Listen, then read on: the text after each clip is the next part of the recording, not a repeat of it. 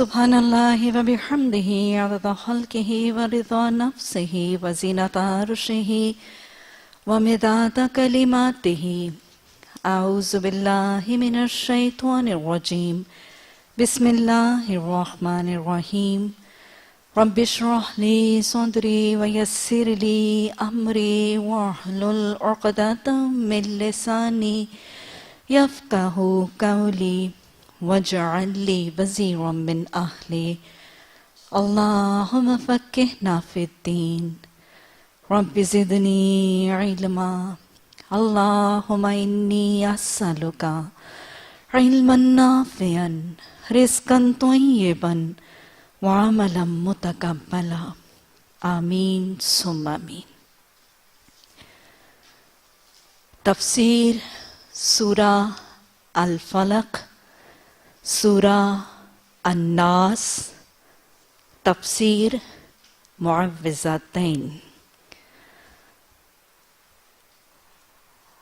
یہ وہ دو صورتیں جن کو ملا کر معوذتین کا لقب دیا گیا، پناہ مانگنے والی صورتیں، بہترین صورتیں جن کے ذریعے پناہ مانگنے کا طریقہ اللہ نے محمد صلی اللہ علیہ وسلم کو اور آپ کے توسط سے تمام امت رسول صلی اللہ علیہ وسلم کو سکھا دیا.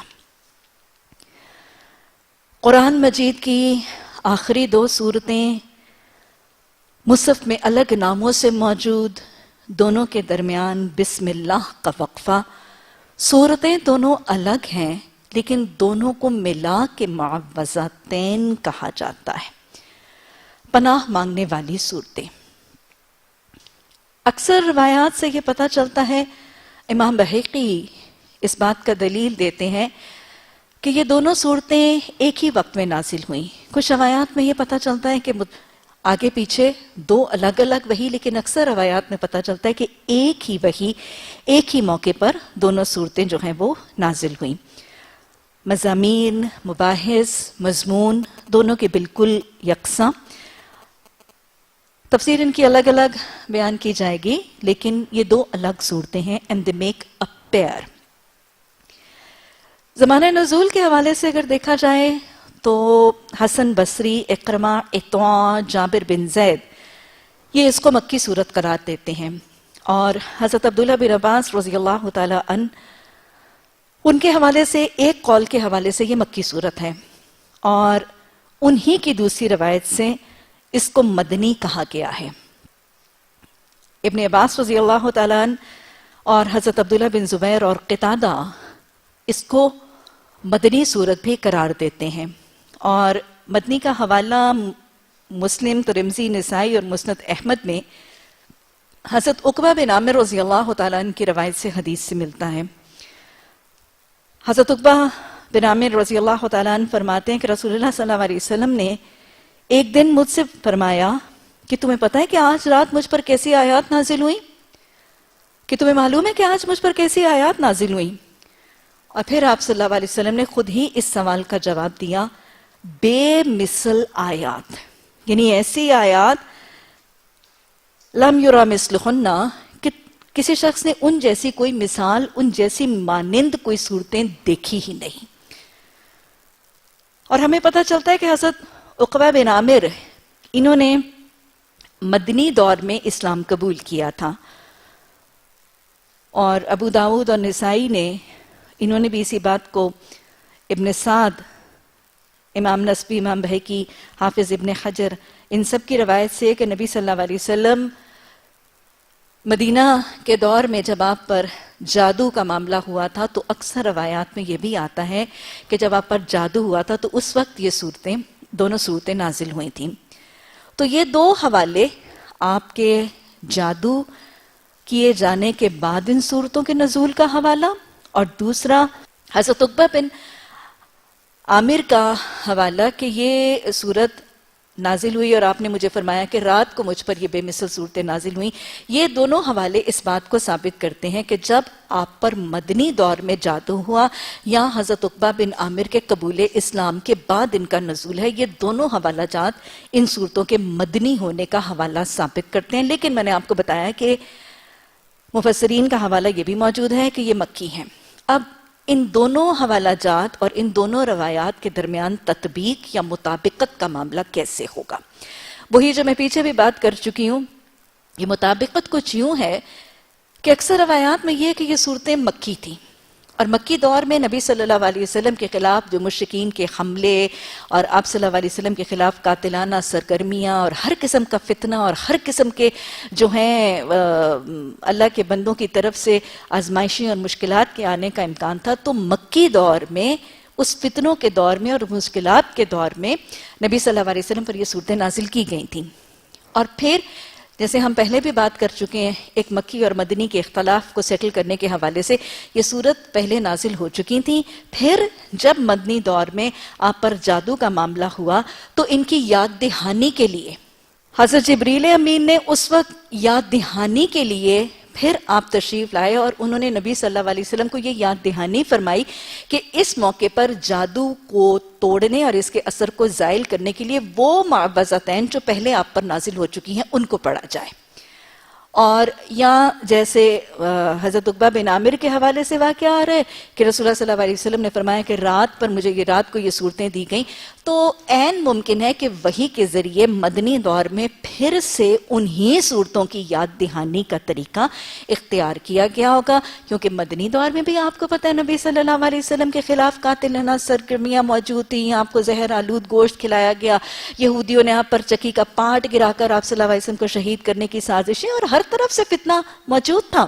تو لہٰذا پھر مدنی دور میں پھر خواب میں وحی کے ذریعے پہلی مکی دور میں نازل کی جانے والی صورتوں کی یاد دہانی اور نشاندہی اس دور میں پھر ان صورتوں کی حفاظت کے حوالے سے فرمائی گئی۔ تو لہٰذا یہ مطابقت ہے، اور اکثر مفسرین کے حوالے سے یہ صورتیں مکی ہی قرار دی گئی۔ اگر ہم موضوع اور مضمون کے حوالے سے دیکھیں تو یہ صورتیں جو ہیں ان کے معاملے میں ایک اور اختلاف جو موجود ہے کہ ایک نبی صلی اللہ علیہ وسلم کے ایک صحابی حضرت عبداللہ بن مسعود رضی اللہ تعالیٰ عنہ، ان کا حوالہ یہ موجود ہے کہ وہ یہ کہتے ہیں کہ یہ دونوں صورتیں قرآن کا حصہ ہی نہیں۔ صرف واحد صحابی رسول اللہ صلی اللہ علیہ وسلم کے حضرت عبداللہ بن مسعود کی رائے معوذتین کے قرآنیت کے بارے میں موجود ہے کہ وہ یہ کہتے ہیں، ان کے الفاظ موجود ہیں کہ نبی صلی اللہ علیہ وسلم نے ان کو قرآن میں شامل نہ کرو، کیونکہ یہ نبی صلی اللہ علیہ وسلم کو اللہ سے اللہ کی پناہ مانگنے کے الفاظ ہیں، یہ ایک دعا ہے جو آپ صلی اللہ علیہ وسلم کو وحی کے ذریعے سکھائی گئی تھی، اور یہ قرآن کی صورتیں نہیں ہیں۔ تو حضرت عبداللہ بن مسعود منع فرماتے تھے کہ ان کو قرآن کی آخری دو صورتیں کر کے شمار نہ کیا جائے، لیکن یہ یاد رکھیے گا یہ واحد صحابی ہیں جن کا یہ حوالہ موجود ہے۔ آپ صلی اللہ علیہ وسلم کے باقی تمام صحابہ اکرام، خلفائے راشدین، اور خاص طور پہ جب حضرت عثمان رضی اللہ تعالیٰ عنہ کے دور میں قرآن کا وہ اسپیسیمن لکھا گیا تھا اور پھر اس کے اسپیسیمن سارے جو علاقے میں بھیجے گئے تھے، اس میں یہ دونوں صورتیں موجود ہیں اس صحیفہ عثمانی میں، اور ان میں دونوں کے درمیان بسم اللہ لکھ کر ہی ان کی کتابت فرمائی گئی تھی۔ تو لہٰذا تمام صحابہ اکرام اور تمام مفسرین قرآن ان کے قرآن کی صورتیں ہونے کے بارے میں ہم خیال ہیں، آراء موجود ہیں، صرف ایک صحابی رسول صلی اللہ علیہ وسلم کا یہ تصور موجود ہے۔ اور اگر آپ دیکھیں تو کتنی احادیث بھی اس کے حوالے سے اس چیز کو ظاہر کرتی ہیں، جیسے اگر ابھی آپ نے حدیث دیکھی کہ عقبہ بن عامر رضی اللہ تعالیٰ عنہ نے کیا فرمایا کہ اللہ کے رسول صلی اللہ علیہ وسلم نے فرمایا آج تمہیں معلوم ہے مجھ پر کیا نازل ہوا؟ تو نازل ہونے کا تصور کیا ہے؟ اِنَّا أَنزَلْنَا، نازل قرآن کی آیات کو کیا گیا۔ تو لہٰذا یہ اللہ کا نازل کردہ کلام قرآن کا حصہ ہے، اس حدیث کے حوالے سے یہ پتہ چلتا ہے۔ اور دوسری بات ہے متفرقہ حدیث موجود ہیں، بھی آگے بھی آپ دیکھتے ہیں کہ نبی صلی اللہ علیہ وسلم کے حوالے سے یہ پتہ چلتا ہے کہ آپ ان صورتوں کو نماز کے قیام میں پڑھنے کی تاکید فرماتے ہیں۔ متفرقہ حدیث میں آپ صلی اللہ علیہ وسلم معوذتین سورہ ناس اور سورہ فلق کو نماز کے قیام میں فجر، مغرب، ان میں پڑھنے کی تاکید فرماتے ہیں۔ اور قیام میں کیا پڑھا جاتا ہے؟ قیام میں قرآن ہی پڑھا جاتا ہے سورہ فاتحہ کے بعد۔ تو لہٰذا اس تاکید، حدیث کی تاکید اور سنت کا نمونہ بھی ملتا ہے کہ رسول اللہ صلی اللہ علیہ وسلم اپنی فجر اور مغرب کی نماز میں سورہ ناس اور سورہ فلق کی تلاوت فرماتے تھے۔ تو گویا یہ حدیث کی تاکید اور یہ سنت کا نمونہ بھی اس پر دلیل کرتا ہے کہ یہ قرآن کی صورتیں ہیں. اگر یہ قرآن کی صورتیں نہ ہوتی تو یہ قیام میں تلاوت نہ کی جاتی، کیونکہ نماز کے قیام میں قرآن ہی کی تلاوت کا تصور سنت، حدیث اور قرآن سے ثابت ہے.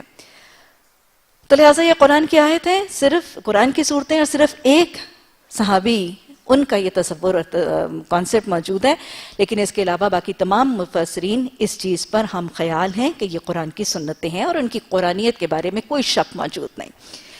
اسی طرح ان کی فضیلت اور ان کی تاکید حدیث میں کیسے ملتی ہے کہ آپ صلی اللہ علیہ وسلم ابن حبان حضرت عقبہ بن عامر رضی اللہ تعالیٰ عنہ سے روایت کرتے ہیں کہ آپ نے فرمایا کہ اگر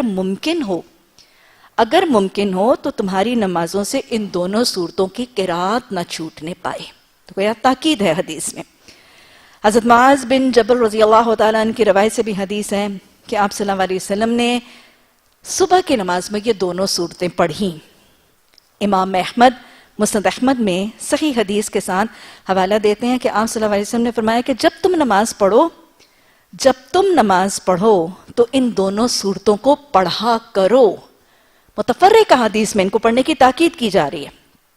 مسند احمد، ابو داؤد، نسائی میں حضرت عقبہ بن عامر رضی اللہ تعالیٰ عنہ کی روایت سے حدیث آتی ہے کہ آپ صلی اللہ علیہ وسلم نے پوچھا کہ کیا میں 2 ایسی صورتیں تمہیں سکھاؤں جو ان بہترین صورتوں میں سے ہیں جنہیں لوگ پڑھتے ہیں. یعنی آپ نے سوال کیا کہ کیا میں تمہیں ایسی صورتیں سکھاؤں، ان بہترین صورتوں میں سے 2 صورتیں سکھاؤں جن کو لوگ پڑھتے ہیں. تو انہوں نے عرض کیا یا رسول اللہ صلی اللہ علیہ وسلم ضرور فرمائیے. تو آپ صلی اللہ علیہ وسلم نے معوذتین پڑھ کے بتائیں. اور پھر راوی کہتے ہیں یہ ہمیں بتانے کے بعد پھر جب جماعت کھڑی ہوئی تو آپ صلی اللہ علیہ وسلم نے اپنی نماز میں بھی انہی دونوں صورتوں کی تلاوت فرمائی. اور پھر نماز کے بعد جب آپ صلی اللہ علیہ وسلم پلٹے تو راوی کہتے ہیں کہ آپ صلی اللہ علیہ وسلم نے فرمایا کہ اے عقب کیسا پایا تم نے. اور پھر آپ صلی اللہ علیہ وسلم نے، راوی کہتے ہیں، ہمیں تاکید کی. پہلے کہا کہ نماز میں پڑھو، پھر خود نماز میں پڑھ کے بتائی، پھر نماز کے بعد پوچھا کہ اب تم نے ان صورتوں کو کیسا پایا. اور پھر آپ نے تاکید فرمائی کہ جب سونے لگو اور جب سو کے اٹھو تب بھی ان صورتوں کو پڑھا کرو. فضیلت واضح ہو رہی ہے معوذتین کی. یہ کتنی زیادہ تاکید ہے. ان کا قرآنی ہونا بھی ثابت ہو رہا ہے، ان کی فضیلت بھی پسند نظر آ رہی ہے. اللہ کے ہاں اور محمد صلی اللہ علیہ وسلم کے ہاں ان کے موقدہ ہونے کا تصور بھی سمجھ آ رہا ہے. اور پھر ایک طریقہ سمجھ آ رہا ہے کہ اللہ سبحانہ تعالیٰ ہمیں امت کے ایک ایک فرد کو حفاظت کا نسخہ سکھا رہے ہیں. کتنی محبت ہے اللہ کو اپنے بندوں سے، اور کتنی محبت ہے رسول اللہ صلی اللہ علیہ وسلم کو اپنی امت کے ساتھ. اور محبت کا تقاضا سمجھ آ رہا ہے.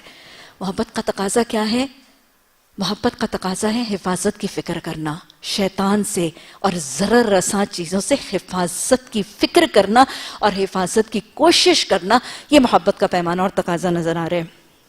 اسی طرح عقبہ بن عامر رضی اللہ تعالیٰ عنہ کی روایت سے یہ آتا ہے کہ نبی صلی اللہ علیہ وسلم ہر نماز کے بعد بھی معوذتین اور معوذات پڑھنے کی تاکید فرماتے تھے.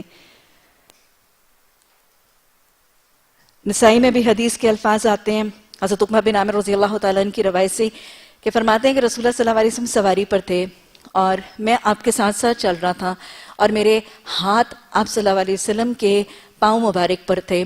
اور کہتے ہیں کہ میں نے چلتے چلتے، یعنی آپ سواری پر ہیں، راوی کے ہاتھ نبی صلی اللہ علیہ وسلم کے پاؤں مبارک پر ہیں اور سواری پر ساتھ ساتھ چل رہے ہیں. صحابہ کرام کی محبت، عقیدت، آپ کے قرب کا شوق بھی نظر آ رہا ہے نا. اور کہتے ہیں کہ میں نے کہا کہ یا رسول اللہ صلی اللہ علیہ وسلم مجھے سورہ یوسف سکھا دیجئے.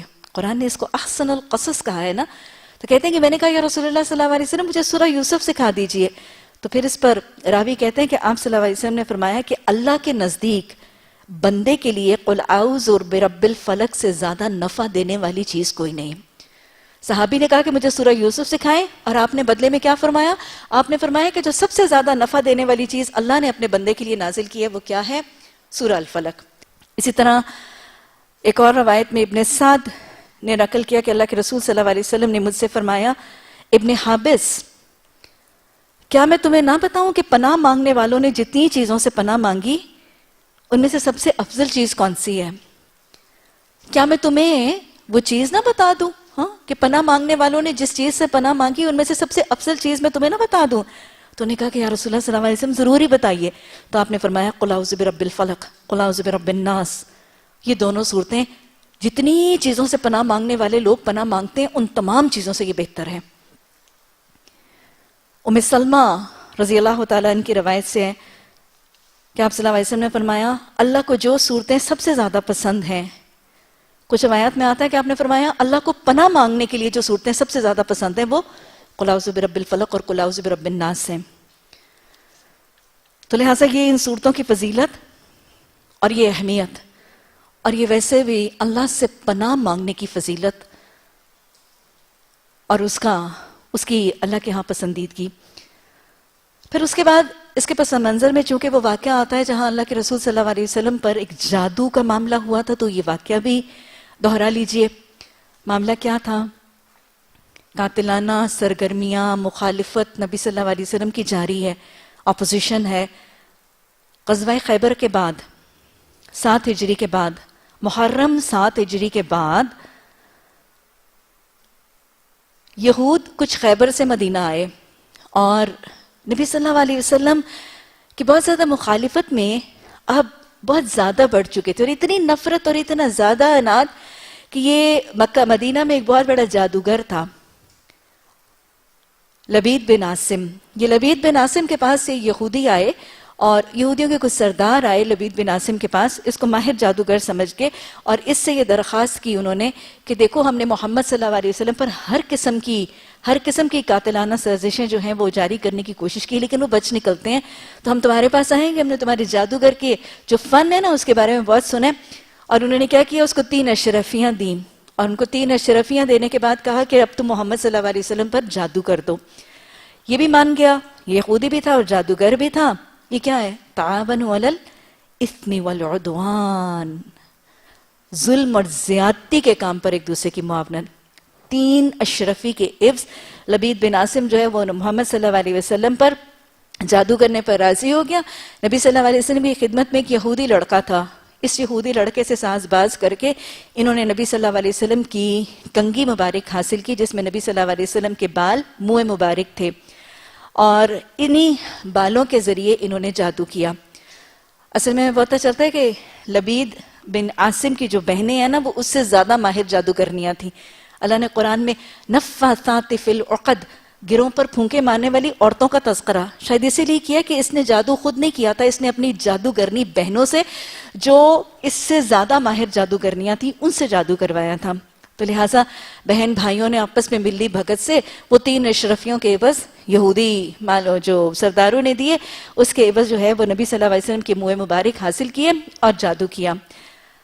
اور یہ جو منہ مبارک لیے گئے تھے ان کو نر کھجور کے جو خوشے کا جو چھلکا ہے، آپ کو پتہ ہے کہ جو کھجور کے خوشے ایک دم سے فریش ابھی نکل رہے ہوتے ہیں نا، تو ان کے اوپر ایک ہلکا سا چھلکا، ایک کورنگ ریپ ہوتا ہے، اور ہمیں پتہ چلتا ہے کہ یہ آپ شاید اگر آپ نے دیکھا ہوگا تو یہ بالکل جیسے ہیومن سکن ہے نا اس کی طرح کا اس کا کلر ہوتا ہے، اور اس کی اسمیل بھی بہت ہی فضلات کی طرح اچھی اسمیل نہیں ہوتی ہے. تو اس نر کھجور کے خوشے خوشے کا جو غلاف ہے اس میں اس کو ریپ اپ کیا گیا.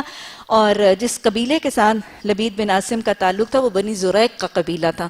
تو بنی زریق کا یہ ایک کنواں جس کا ہمیں نام پتہ چلتا ہے زی اروان، تو زروان یا زی اروان اس کا نام ہے. تو اس کی تہ میں انہوں نے اس جادو کیے ہوئے خوشے کو چھپا دیا.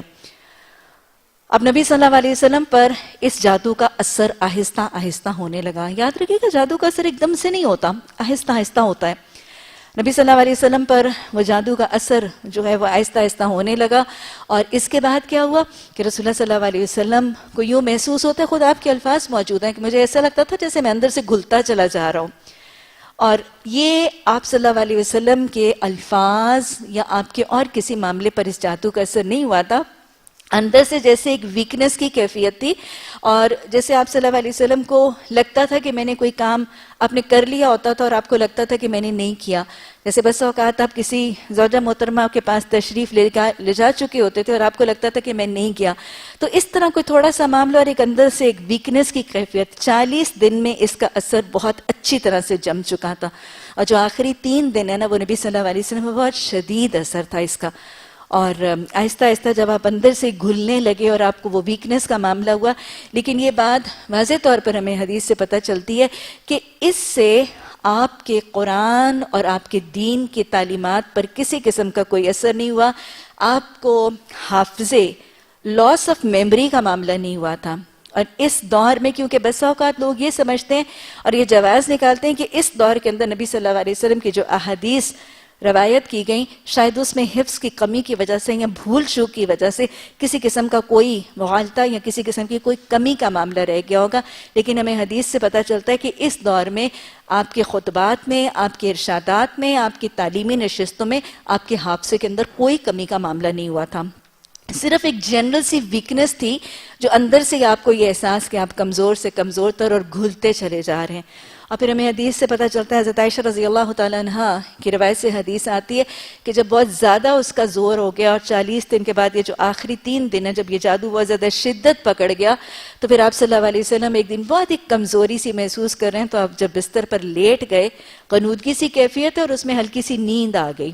اور اس غنودگی اور نیند میں آپ صلی اللہ علیہ وسلم کو اللہ کے حکم سے بے اذن اللہ ایک خواب، اور اس خواب میں آپ صلی اللہ علیہ وسلم نے کیا دیکھا؟ آپ کو دکھایا گیا کہ آپ لیٹے ہوئے ہیں اور آپ صلی اللہ علیہ وسلم کے سرہانے اور آپ کی پائنتی کی جانب، ایک شخص سرہانے کی جانب ہے اور ایک شخص پائنتی کی جانب ہے، اور یہ دونوں آپس میں مکالمہ کر رہے ہیں. اور یہ مکالمہ کیا تھا کہ جو سرہانے کی جانب کھڑا ہوا شخص ہے اس نے پائنتی کی جانب کھڑے ہوئے شخص سے پوچھا کہ اس شخص کو کیا ہو گیا؟ کس کے بارے میں؟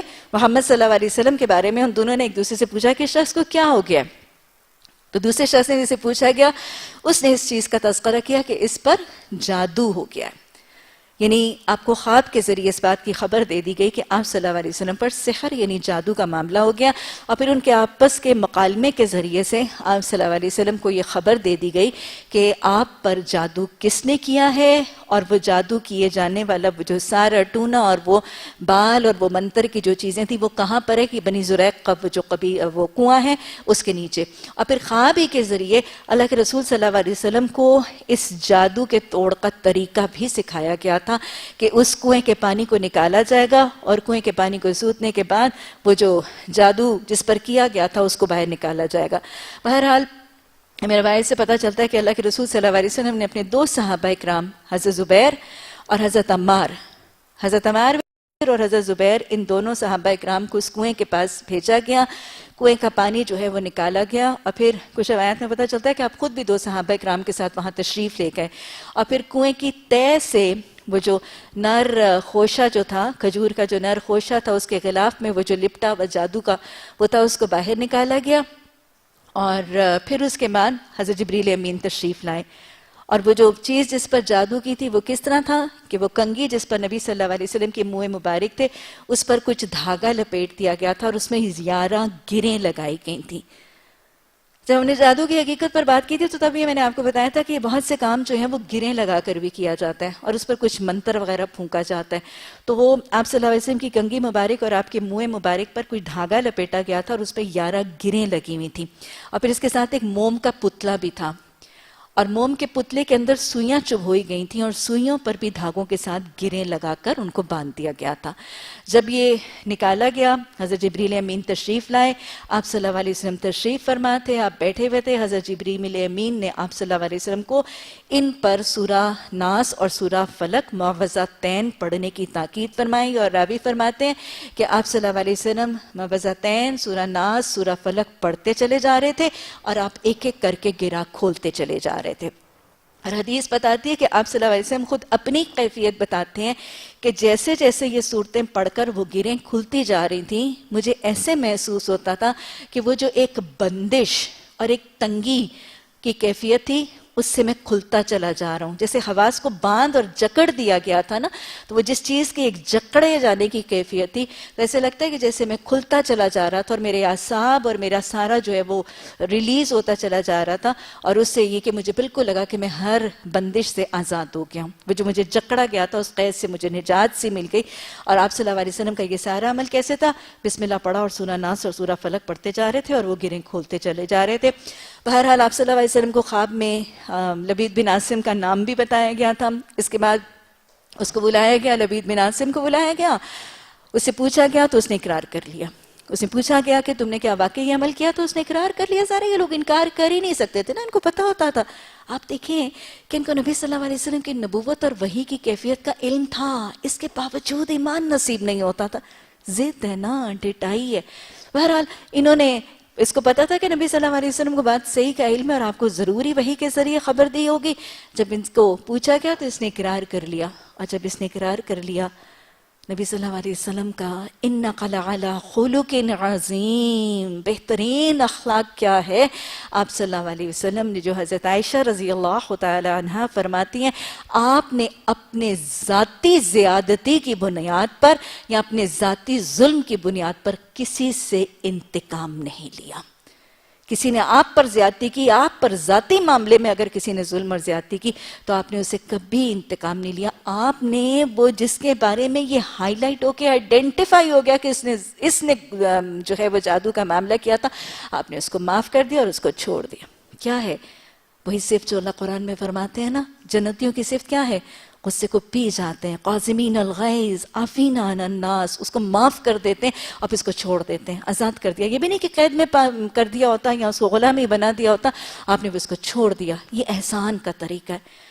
تو نبی صلی اللہ علیہ وسلم نے احسان کا معاملہ کیا اور پھر اس شخص کو چھوڑ دیا. اور ویسے بھی وہ جو حدیث بتاتی ہے نا کہ اگر تم چاہتے ہو کہ اللہ تمہارے گناہوں کو معاف کر دے تو تم بھی لوگوں کو معاف کر دیا کرو. عفو درگزر کا بہترین نمونہ. کیا خیال ہے, نظر آ رہا ہے کہ نہیں؟ کسی کو معاف کر دینے کا کتنا زبردست نمونہ کہ ایک شخص کے بارے میں گراس کھلم کھلا وحی کے ذریعے خبر آ جاتی ہے اور پھر وہ ایکسیپٹ بھی کر لیتا ہے, وہ کنفیس بھی کر لیتا ہے کہ میں نے جادو کیا ہے, اس کے بعد اس کو معاف کر دینا. کتنا صبر, کتنا ٹالرنس, کتنا تحمل, کتنا درگزر کا طریقہ. کوئی چھوٹا سا کام ہمیں, کوئی ایک جملہ, کوئی دو جملے, کوئی ہلکی سی جلی کٹی بات کہہ کے کیا رویہ ہوتا ہے؟ اچھا کہہ کے جاتی کہوں, ایک کی 10 سنا دیتے ہیں, اگلے کی پتہ نہیں عزت آبرو کو کہاں کہاں اس کی دھجیاں بکھیر دیتے ہیں. لیکن آپ دیکھیں پھر ہم امت رسول صلی اللہ علیہ وسلم کے فرد ہونے پر فخر بھی کرتے ہیں اور پتہ نہیں کس چیز پر تکیہ لگا کے بیٹھے ہیں. بہرحال آپ صلی اللہ علیہ وسلم نے درگزر کر دیا اور پھر آپ صلی اللہ علیہ وسلم کو بہرحال اس سے شفا ہو گئی. اصول کیا ملتے ہیں؟ جادو برحق ہے, جادو برحق ہے. لیکن ہمیں قرآن پیچھے ہم بہت وضاحت سے پڑھ چکے ہیں, برحق تو ہے, ہوتا تو ہے, لیکن ہوتا بے اذن اللہ ہے. اس سے آنے والی تکلیف اللہ کے اذن اور اللہ کی مرضی سے آتی ہے. بڑے سے بڑا جادوگر, بڑی سے بڑی جادوگرنی, بڑے سے بڑا کاہن اگر چاہے اور رب نہ چاہے تو یہ معاملہ نہیں ہو سکتا. جادو کی ذریعے سے آنے والی تکلیف اللہ کے اذن سے آتی ہے. جب آتی اللہ کے اذن سے ہے تو جائے گی بھی اسی کے اذن سے. پھر ہمیں یہ پتہ چلتا ہے کہ جادو کفر ہے. کس نے کیا تھا؟ یہودیوں نے, کافروں نے, اور اس چیز میں گٹھ جوڑ کرنے والے سارے لوگ کافر ہیں. پیچھے میں آپ کو بتا چکی ہوں کہ جادو مختلف طریقوں سے ہوتا ہے. منتروں کے ذریعے سے, کچھ منتر بولے جاتے ہیں, پھر پھونکے جاتے ہیں, اور یہاں پھر جنات کے ذریعے سے ہوتا ہے. اور یہ بات ہم پہلے کر چکے ہیں کہ جب جنات کے ذریعے جادو ہوتا ہے تو جنات کا کسی کے اعصاب پر یا کسی انسان کے جسم پر اثر انداز ہونے کے لیے کیا چیزیں معاون بنتی ہیں جن کے لیے؟ اگر کوئی شخص شدید ناپاکی کی حالت میں ہو, کوئی شخص اللہ کی شدید نافرمانی اور سرکشی اور گناہ کی کیفیت میں ہو, یا کوئی شخص شدید خوف کی حالت میں ہو, یا کوئی شخص شدید غصے کی حالت میں ہو, یہ 4 حالتوں میں اگر کوئی شخص ہے تو جن کا اس کے جسم یا اس کے حواس یا اس کے اعصاب پر اثر انداز ہونا جن کے لیے آسان ہو جاتا ہے. اور ان حالتوں میں شخص اگر مبتلا ہو تو اس پر جادو کے اثر کا امکان بڑھ جاتا ہے. لیکن یہ بات بھی پلے سے باندھ لیجئے کہ اگر کسی پر جادو کا اثر ہو یا کسی پر جادو ہو جائے تو یہ لازم نہیں ہے کہ وہ ناپاک رہتا ہے یا وہ گناہگار ہے یا وہ سرکش ہے. کیوں؟ کیونکہ جادو بے اذن اللہ ہی ہوتا ہے اور اللہ کے نیکوکاروں پر بھی ہو جاتا ہے. ہاں ویسے لوگوں پر جنات کے لیے کام کرنا اور اثر انداز مزید آسان ہو جاتا ہے, وہ ان جنات کے لقمہ تر بن جاتے ہیں. لیکن اس کا یہ مطلب نہیں کہ اللہ کے نیکوکاروں اور عبادت گزاروں اور روزے داروں کے اوپر یہ معاملہ ہوتا نہیں. ہو بھی سکتا ہے, اور کسی پر ہو گیا تو ضروری نہیں کہ وہ گناہگار ہے یا ناپاک ہے تو ہی ہوتا ہے. پتہ چل رہا ہے نا بات کو, کہ کسی کا جادو ہو گیا تو ہم اس پر فتویٰ لگانا شروع, تو ہے ہی ناپاکی رہتی ہے, یہ ہے ہی اللہ کی سرکش. نہیں, نبی صلی اللہ علیہ وسلم پر بھی ہو گیا تھا، تو کوئی کسی پر بھی ہو سکتا ہے، لیکن ان پر ہونے کا امکان زیادہ ہے۔ بہرحال جو سب سے بڑی چیز یہاں مابعضتین میں آپ کو یاد رکھنی ضروری ہے کہ جب ہوا اللہ کے حکم سے ہے تو جائے گا بھی اللہ کے حکم سے، اور جائے گا صرف اور صرف اللہ کے کلام سے۔ اس سارے کے سارے واقعے کو نبی صلی اللہ علیہ وسلم پر جادو کرا کے اس کا توڑ کر کے دکھانے سے ثابت کرنا کیا مقصود تھا؟ اللہ سبحانہ تعالیٰ نے جب رسول اللہ صلی اللہ علیہ وسلم سے یہ وعدہ فرما دیا تھا وَاللَّهُ يَعْصِمُكَ مِنَ النَّاسِ، کہ محمد صلی اللہ علیہ وسلم اللہ آپ کو لوگوں کے شر سے بچا لے گا، تو رسول اللہ صلی اللہ علیہ وسلم کو اس جادو کے اثر سے بچانا اللہ کے لیے تو بہت آسان تھا، لیکن پھر یہ جادو کروایا کیوں گیا اور جادو کیوں ہوا؟ کیونکہ امت کے لیے جادو کے توڑ کا طریقہ اور اس کا نمونہ رہتی دنیا تک وضع کرنا ضروری تھا۔ نبی صلی اللہ علیہ وسلم پر یہ جادو کروا کر اس کے توڑ کا طریقہ دکھا کر رہتی دنیا تک امت کے افراد کو یہ سمجھا بتا سکھا دیا تھا، جائے گا اللہ کے حکم سے، توڑ اللہ کا کلام ہی ہوگا۔ اللہ کے کلام کے علاوہ قرآن کی آیات معوذتین، آیت الکرسی، سورہ بقرہ، مسنون اور قرآنی طریقوں کے علاوہ کسی عامل، کسی نجومی، کسی کاہن، کسی باوا، کسی جادوگر کے پاس جا کے توڑ کرنے کی ضرورت نہیں ہے۔ یہ واقعہ کیا ہی اس لیے گیا تھا، جادو برحق ہے، فتنہ کرنے والوں نے یہ سازشیں کرنی ہیں، ہوں گی، ہوتی رہی ہیں، ہوتی رہیں گی۔ اس سے امت رسول صلی اللہ علیہ وسلم کے مومن بندوں کو بھی شبہ ہے، نقصان کا امکان ہے، تو ان کو حفاظت کا طریقہ بتا دیا گیا، کہیں وہ شرک نہ کرتے پھریں، کہیں وہ اپنے آپ کو فتنے اور کالے جادو کے دھندوں میں الجھا کے اپنا ایمان اور اپنا دین اور اپنی عاقبت نہ خراب کرتے رہیں، اس لیے یہ نمونہ کر کے دکھایا گیا۔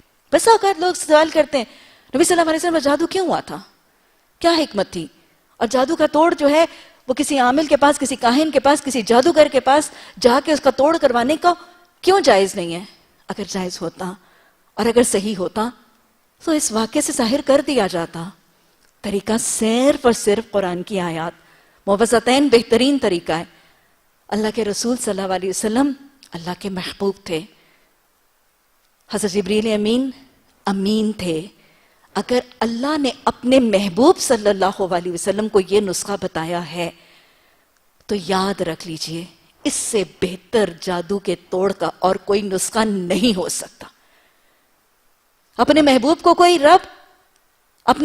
کو رب کوئی اس سے بہتر نسخہ بتا سکتا ہوتا تو ضرور بتا دیا ہوتا۔ تو لہٰذا کبھی کہیں اگر ان چیزوں کی فکر ہو، پریشانی لاحق ہو، تو اللہ کا طریقہ اور سنت معوذتین تھی جو آپ نے اپنے حبیب کو بتائی، اور محمد صلی اللہ علیہ وسلم نے سورہ ناس، سورہ فلق، آیت الکرسی کے ساتھ سورہ بقرہ کی تجویز فرمائی۔ تو ہمارے لیے ان چیزوں کے توڑ میں اطیعوا اللہ و اطیعوا الرسول کا طریقہ کیا ہے صلی اللہ علیہ وسلم؟ سورہ بقرہ، سورہ ناس، سورہ فلق، آیت الکرسی، اور یہی اس کے توڑ کا طریقہ ہے۔ اور نفی کس چیز کی کر رہا ہے؟ یہ واقعہ بھی نفی کر رہا ہے۔ آپ سے اگر آج ہمارے معاشرے میں یہ چیزیں بہت زیادہ عام ہو رہی ہیں، لوگ آپ کے پاس اس مسئلے سے آئیں گے، پھر آپ نے ان کو روکنا ہے کسی کالے جادو کرنے والے جادوگر کے پاس جانے کے لیے، کسی کاہن، کسی عامل، کسی بابا کے پاس جانے کے لیے۔ آپ کے پاس لاجک کیا ہوگی؟ نبی صلی اللہ علیہ وسلم پر جب ہوا تھا، محبوب خدا صلی اللہ علیہ وسلم پر ہوا تھا، تو ان کو یہ نسخہ من جانب الہی بتایا گیا تھا۔ تو جب اللہ کے بتائے ہوئے نسخے، حکیم رب کے بتائے ہوئے نسخے بہترین ہیں، آزمودہ ہے، ہم نے ان کا رزلٹ دیکھ لیا، تو اس کے بعد کسی اور کی طرف جانے، کسی کی طرف بھاگنے، کسی اور کی طرف جا کے اپنے ایمان اور اپنی عبادات کو ضائع کرنے کی ضرورت نہیں ہے۔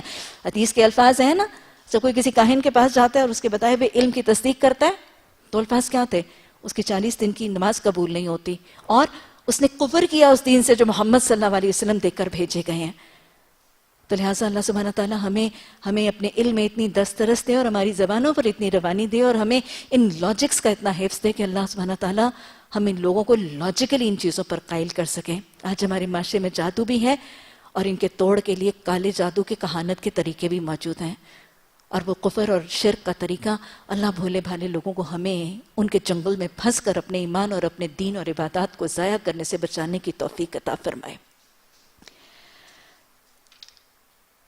نبی صلی اللہ علیہ وسلم کی حدیث کے الفاظ آتے ہیں۔ آپ صلی اللہ علیہ وسلم، حضرت عبداللہ بن عباس رضی اللہ تعالیٰ عنہ کی روایت سے ایک طویل حدیث آتی ہے کہ آپ صلی اللہ علیہ وسلم نے فرمایا، میری امت کے کچھ لوگ بلا حساب جنت میں داخل ہوں گے، میری امت کے کچھ لوگ بلا حساب جنت میں داخل ہوں گے جو نہ داغنے کا علاج کرتے ہیں۔ آپ کو پتہ ہے وہ داغنا، کوٹری وغیرہ کرنا اور گرم چیز سے علاج کرنا، جو نہ داغنے کا علاج کراتے ہیں، نہ جھاڑ پھونک کراتے ہیں، نہ فال لیتے ہیں، بلکہ اپنے رب پر توکل کرتے ہیں۔ مسلم کی حدیث ہے۔ داغنا، جھاڑ پھونک کرنا اور فال کرنا۔ اس حدیث سے جھاڑ پھونک یعنی دم کرنے کی مناہی نظر آ رہی ہے، یعنی جنت میں وہ لوگ داخل ہوں گے جو دم نہیں کرتے۔ تو کیا دم کرنے کا تصور شریعت میں کیا ہے؟ مسلم کی اس حدیث کے ذریعے بسا اوقات لوگ آپ سے سوال کریں گے کہ کیا شریعت میں دم قرآن کی آیات کے ذریعے یا مسنون دعاؤں کے ذریعے دم کرنے کی اجازت اور تصور موجود ہے؟ کیا یہ ناجائز ہے؟ کیا یہ منع ہے؟ کیا یہ حرام ہے؟ کیونکہ کوئی عمل جو جنت میں داخلے کی رکاوٹ ہے وہ حرام ہے۔ اصل میں بات کیا ہے؟ اس حدیث کو آپ کیسے ایکسپلین کریں گے؟ صحیح حدیث ہے، مسلم کی حدیث ہے۔ اصل میں یہ حدیث کا یہ حصہ بعد میں آنے والے عمل یعنی سنت اور بعد میں آنے والی احادیث کے ذریعے منسوخ ہو چکا ہے۔ یہ حدیث کے الفاظ نبی صلی اللہ علیہ وسلم کی ابتدائی زندگی کے الفاظ ہیں۔ آپ کو پتہ ہے کہ مکہ کے مشرکین کے اندر اور عرب کے اندر مشرکانہ الفاظ اور مشرکانہ کلمات کے ذریعے دم جھاڑ پھونک کا طریقہ رائج تھا۔ اس مشرکانہ اور شرک والے کلمات سے دم کرنے کی نگیشن کے لیے آپ نے ابتدا کے لیے اس چیز کو منع فرمایا۔ پورے معاشرے کے اندر شرکیہ دم کا طریقہ رائج تھا، تو لہٰذا اس شرکیہ دم کو نگیٹ کرنے کے لیے ابتدائی دور میں آپ نے ہر قسم کے دم سے ممانعت کا طریقہ رائج کیا۔ اس سے شرکیہ دم کا خاتمہ ہوا، اور پھر آپ نے جب وہ شرکیہ کلمات کی نفی ہوئی، اس کے بعد آپ نے مسنون اور قرآنی کلمات سے دم کا طریقہ سکھایا۔ تو گویا یہ دم کا تصور ابتدائی حکم ہے، بعد میں آنے والے حدیث کے نمونوں اور سنت کے عمل کے حوالے سے دم کا قرآنی اور مسنون دواؤں کے حوالے سے کرنا سنت رسول صلی اللہ علیہ وسلم سے ثابت ہے۔ متفرق واقعات موجود ہیں۔ نبی صلی اللہ علیہ وسلم کی حیات طیبہ کا وہ واقعہ، حضرت علی رضی اللہ تعالیٰ عنہ کی روایت سے حدیث کا واقعہ موجود ہے۔ آپ کی حیات طیبہ میں حضرت علی رضی اللہ تعالیٰ عنہ نماز پڑھ رہے تھے کہ آپ صلی اللہ علیہ وسلم کو ایک بچھو نے کاٹ لیا۔ آپ صلی اللہ علیہ وسلم کو جب اس بات کا پتہ چلا تو آپ نے فرمایا کہ بچھو پر خدا کی لعنت ہو، نہ ہی کسی نمازی کو چھوڑتا ہے نہ ہی کسی اور کو، نہ کسی نمازی کو چھوڑتا ہے نہ کسی اور کو۔ یہ بھی یاد رکھیے گا، یہ میں پہلے بھی آپ کو بتا چکی ہوں کہ ضرر اور تکلیف آنا عبادت کی حالت میں، خیر کی حالت میں ہو کر بھی اللہ کی طرف سے ضرر آ سکتا ہے۔ بس اوقات لوگوں کا یہ تصور ہوتا ہے کہ اتنے تو آج کل میں اچھے کام کرتی ہوں، پھر مجھ پر تکلیف کیوں آئی؟ اتنی اچھی اور خیر کی محفل میں تو ہم بیٹھے تھے، پھر تکلیف۔ کیا خیال ہے مسجدوں میں بم دھماکے نہیں ہو جاتے؟ کیا مسجد میں نماز پڑھنے کے دوران سجدے کی کیفیت میں گئے ہوئے مسلمان بہترین حالت ہے، اللہ کے قرب کی حالت میں نمازیوں کے جسموں کے ٹکڑے نہیں ہو جاتے ان بموں سے؟ نبی صلی اللہ علیہ وسلم کی اپنی محفل میں آپ موجود تھے، صحابہ کرام موجود تھے، اور ایک سانپ نکل آیا تھا۔ تو کوئی شخص اگر نیکی کی کیفیت میں ہو، عبادت کی حالت میں ہو، اور یا بہت ہی اچھے کام بھی کر رہا ہو، تو بھی اس پر تکلیف آ سکتی ہے۔ کوئی خیر کی محفل میں بھی تکلیفیں، آزمائشیں آ سکتی ہیں۔ تکلیفوں اور آزمائشوں کا آنا نیکی کی حالت میں ممکن ہے، اور ضروری نہیں کہ گناہ کی کیفیت میں یا گناہ ہی کی حالت میں یا گناہ گاروں ہی پر تکلیفیں آتی ہیں، اور ضروری نہیں ہے کہ اللہ کی ناراضگی کی علامت ہے۔ یہ تو آزمائش ہے، بہت دفعہ یہ بات میں بتا چکی ہوں۔ تو لہٰذا آپ صلی اللہ علیہ وسلم نے فرمایا ہے اللہ نہ تو بچھو پر نہ کسی نمازی کو چھوڑتا ہے نہ کسی اور کو۔ اور پھر ہمیں روایت سے پتہ چلتا ہے کہ آپ صلی اللہ علیہ وسلم نے پانی کا پیالہ منگوایا، اس میں نمک ڈالا، اور پھر آپ صلی اللہ علیہ وسلم قرآن کی آیات، کچھ روایات میں آتا ہے سورہ ناس اور سورہ فلق پڑھتے جا رہے تھے، اور آپ اس کو دھوتے بھی جا رہے تھے اور دم کرتے جا رہے تھے۔ گویا علاج کا طریقہ کیا پتہ چل رہا ہے؟ دم بھی کرنا، قرآن کی آیات کے ساتھ دم کرنا، اور پھر علاج کے لیے دوا، دعا، دم، تینوں علاج کے طریقے ہیں۔ آپ نے پانی بھی منگوایا تھا، آپ نے نمک بھی ڈالا تھا، یہ دوا تھی، اور پھر آپ نے دعا بھی کی تھی اور آپ نے دم بھی کیا تھا. تو تینوں چیزیں توکل کے برخلاف نہیں ہے. یاد رکھیے گا، آج کچھ بہت ہی دیندار لوگوں کا اور دیندار لوگوں کا یہ رجحان بھی نظر آتا ہے، بس مجھے اللہ پہ بھروسہ ہے، میں نے نہیں کبھی دوائی شوائی کی. یاد رکھیں، یہ پلے سے باندھ لیجئے. اپنی بیماری کی تشخیص کی کوشش کرنا، ڈائگنوسس کی کوشش کرنا، اس کے علاج کی کوشش کرنا، دوا کا استعمال کرنا عدم توکل نہیں ہے، توکل کے برخلاف نہیں ہے، دینداری کا کوئی بڑا تقاضا نہیں ہے.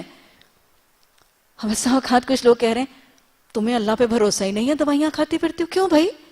نبی صلی اللہ علیہ وسلم میں نے کئی دفعہ دیکھا ہے، اللہ پہ بھروسہ کرو، ہر وقت نہ دوائیاں کھاتی پھرا کرو.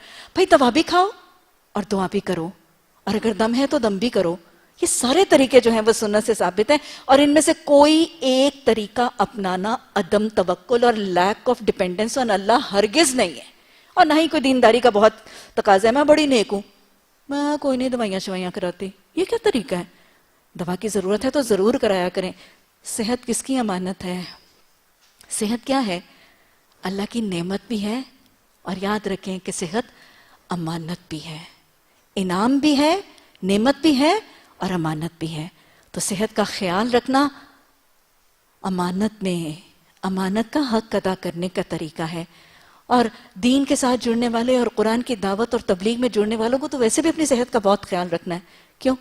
تاکہ طاقتور رہیں، مضبوط رہیں، ہاں، اور بھاگ بھاگ کے دوڑ دوڑ کے کیا کریں؟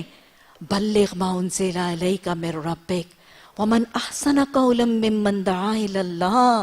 خیرکم بنے، دعوت دیں، تبلیغ دیں، جسم بھی مضبوط ہے، اعصاب بھی مضبوط ہے، حافظہ بھی مضبوط ہے، صحتوں کا خیال رکھا کریں، کھایا پیا کریں. اسی طرح ابن عباس رضی اللہ تعالیٰ عنہ کی روایت سے وہ واقعہ آتا ہے، نبی صلی اللہ علیہ وسلم نے حضرت حسن اور حضرت حسین رضی اللہ تعالیٰ عنہما ان پر دعا پڑھتے تھے. یہ تو بہت دفعہ آپ لوگ سن چکے ہیں، اعیذکما بکلمات اللہ التامۃ من کل شیطان وحامۃ ومن کل عین لامۃ. نظر سے بچنے کی دعا، یہ سب آپ کے پاس ان بروشرز میں موجود ہیں. اسی طرح ہمیں نبی صلی اللہ علیہ وسلم کے ایک صحابی کا حوالہ ملتا ہے کہ وہ کہتے ہیں کہ میں مسلمان ہوا اور اس کے بعد مجھے جسم میں ایک حصے پہ درد محسوس ہوئی، اور میں نبی صلی اللہ علیہ وسلم کے پاس اپنی درد کی شکایت لے کر پہنچا. کبھی کبھی ایسے موقع ویسے واقعات پڑتی تو میں دیکھتی ہوں اللہ کے رسول صلی اللہ علیہ وسلم کے پاس کتنا وقت تھا، اور آپ کے دروازے ان کے ہر چھوٹے بڑے مسئلے کے لیے ہر وقت کھلے ہوتے تھے. ایک صحابی کے جسم میں درد اٹھتا ہے، وہ نبی صلی اللہ علیہ وسلم کے پاس چلتے. کتنا وقت، کتنی خبر گیری. اچھا اس دن ہم نے وقت کی برکت کے نسخے دیکھے تھے نا، اسی لیے آپ کے دروازے ہر وقت اپنے ساتھیوں کے لیے کھلے ہوتے تھے. اللہ ہمیں ایسے وقت برکت کے نسخے سکھا دے. اب صحابی آتے ہیں اور نبی صلی اللہ علیہ وسلم سے یہ شکایت کرتے ہیں کہ میرے فلاں جسم کے درد میں حصہ میں درد ہے. تو آپ صلی اللہ علیہ وسلم انہیں کہتے ہیں کہ آپ فرماتے ہیں کہ 3 دفعہ بسم اللہ پڑھو اور پھر 7 دفعہ یہ دعا، اعوذ باللہ وقدرتہ من شر ما اجد واحاذر. 7 دفعہ یہ دعا جسم کے اس حصے پر رکھو، 3 دفعہ بسم اللہ پڑھو اور 7 دفعہ یہ دعا. اور پھر بسا اوقات روایات میں آتا ہے کہ پھر اس کے بعد دم کرو، پھونک مارو، اور نہ بھی پڑھنے سے بھی شفا کا معاملہ حدیث میں آتا ہے. اسی طرح ایک اور واقعہ آتا ہے نبی صلی اللہ علیہ وسلم کا، مسلم میں حضرت ابو سعید خدری رضی اللہ تعالیٰ عنہ کی روایت سے حدیث آتی ہے کہ نبی صلی اللہ علیہ وسلم ایک دن بہت زیادہ بیمار ہو گئے، اور اتنے بیمار ہوئے کہ صحابہ کرام آپ کی عیادت کے لیے تشریف لائے. اور جب عیادت کے لیے تشریف لائے تو آپ شدید بیمار تھے، اور صحابہ کہتے ہیں کہ ہم نے شام کو دیکھا کہ اللہ کے رسول صلی اللہ علیہ وسلم بالکل صحت یاب ہو گئے اور اٹھ گئے ہیں، چل پھر رہے ہیں. تو ہم نے پوچھا کہ اتنی شدید بیماری کے بعد شام تک افاقہ کیسے؟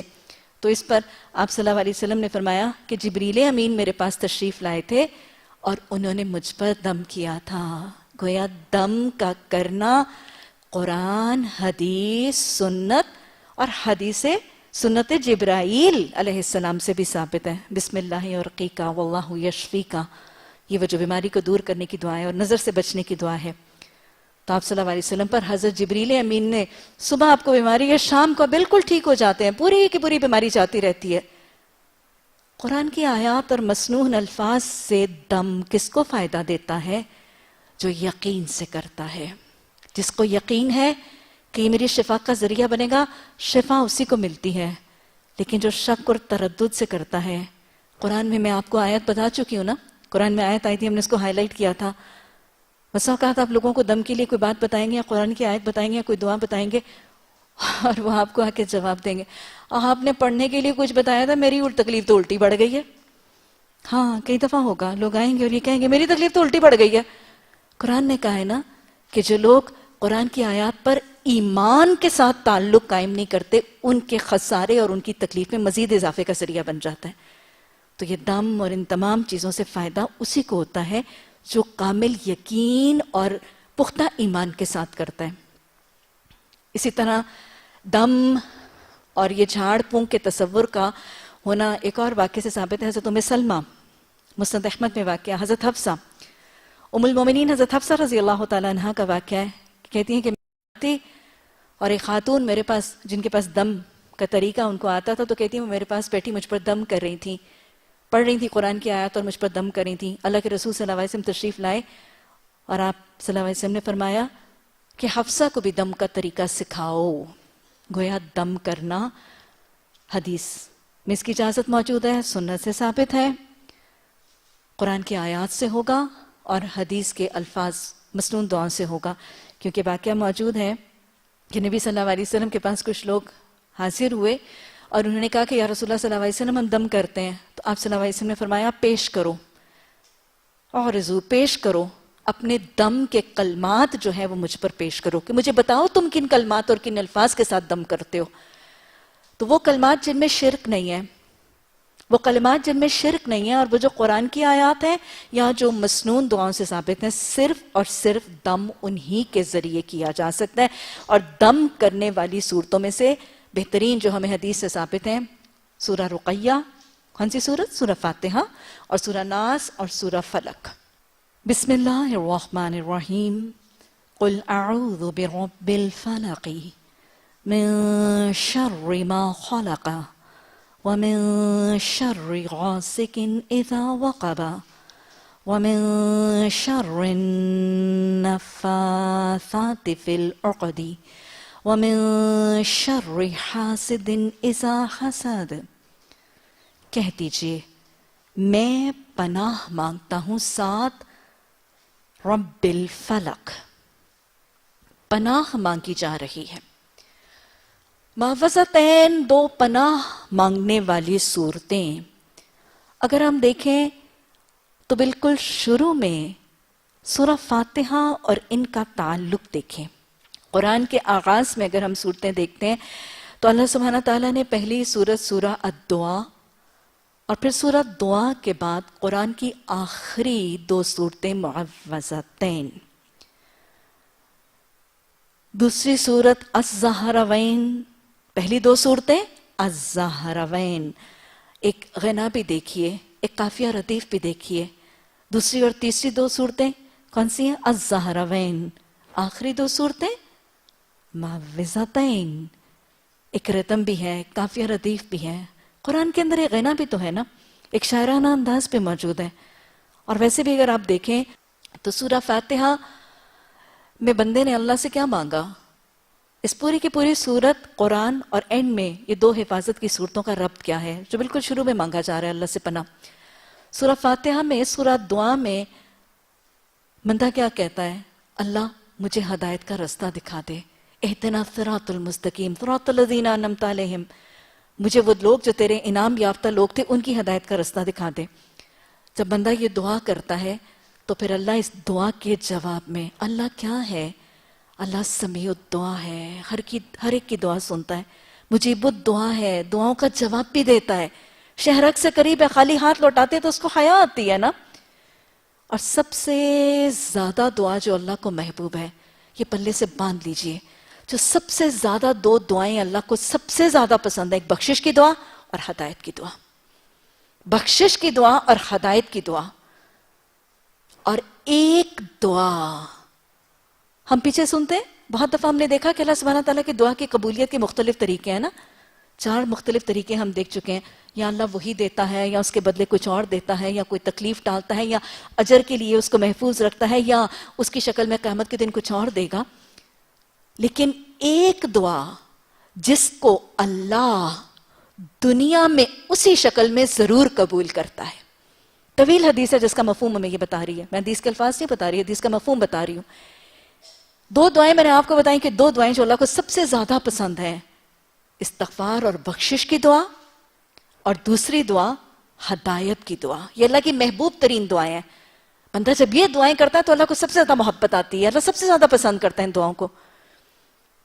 اور پھر وہ دعا جس کو اللہ اس ہی شکل میں دنیا میں ضرور قبول کرتا ہے، ہدایت کی دعا. جب کوئی بندہ ہدایت کی دعا کرتا ہے تو اللہ اس دعا کو اس ہی شکل میں قبول کرتا ہے اور دنیا ہی میں قبول کرتا ہے. یہ واحد دعا ہے. باقی دعاؤں کے لیے اللہ کا وعدہ ہے، ہو سکتا ہے میں آخرت کے لیے رکھ دوں، ہو سکتا ہے کسی اور شکل میں پے کر دوں، لیکن یہ دعا ہے کہ اللہ کو اسی شکل میں دیتا ہے. یہ اللہ کی محبوب دعا ہے اور اللہ دنیا ہی میں قبول کرتا ہے. مانگا کریں کثرت سے، استغفار کیا کریں، کثرت سے بخشش مانگا کریں، پھر اللہ سے پناہ اور مدد مانگا کریں، اور پھر اللہ سے ہدایت میں استقامت مانگا کریں. اللہ یہ دعا ضرور قبول کرتا ہے. اللہم اہدنا الصراط المستقیم.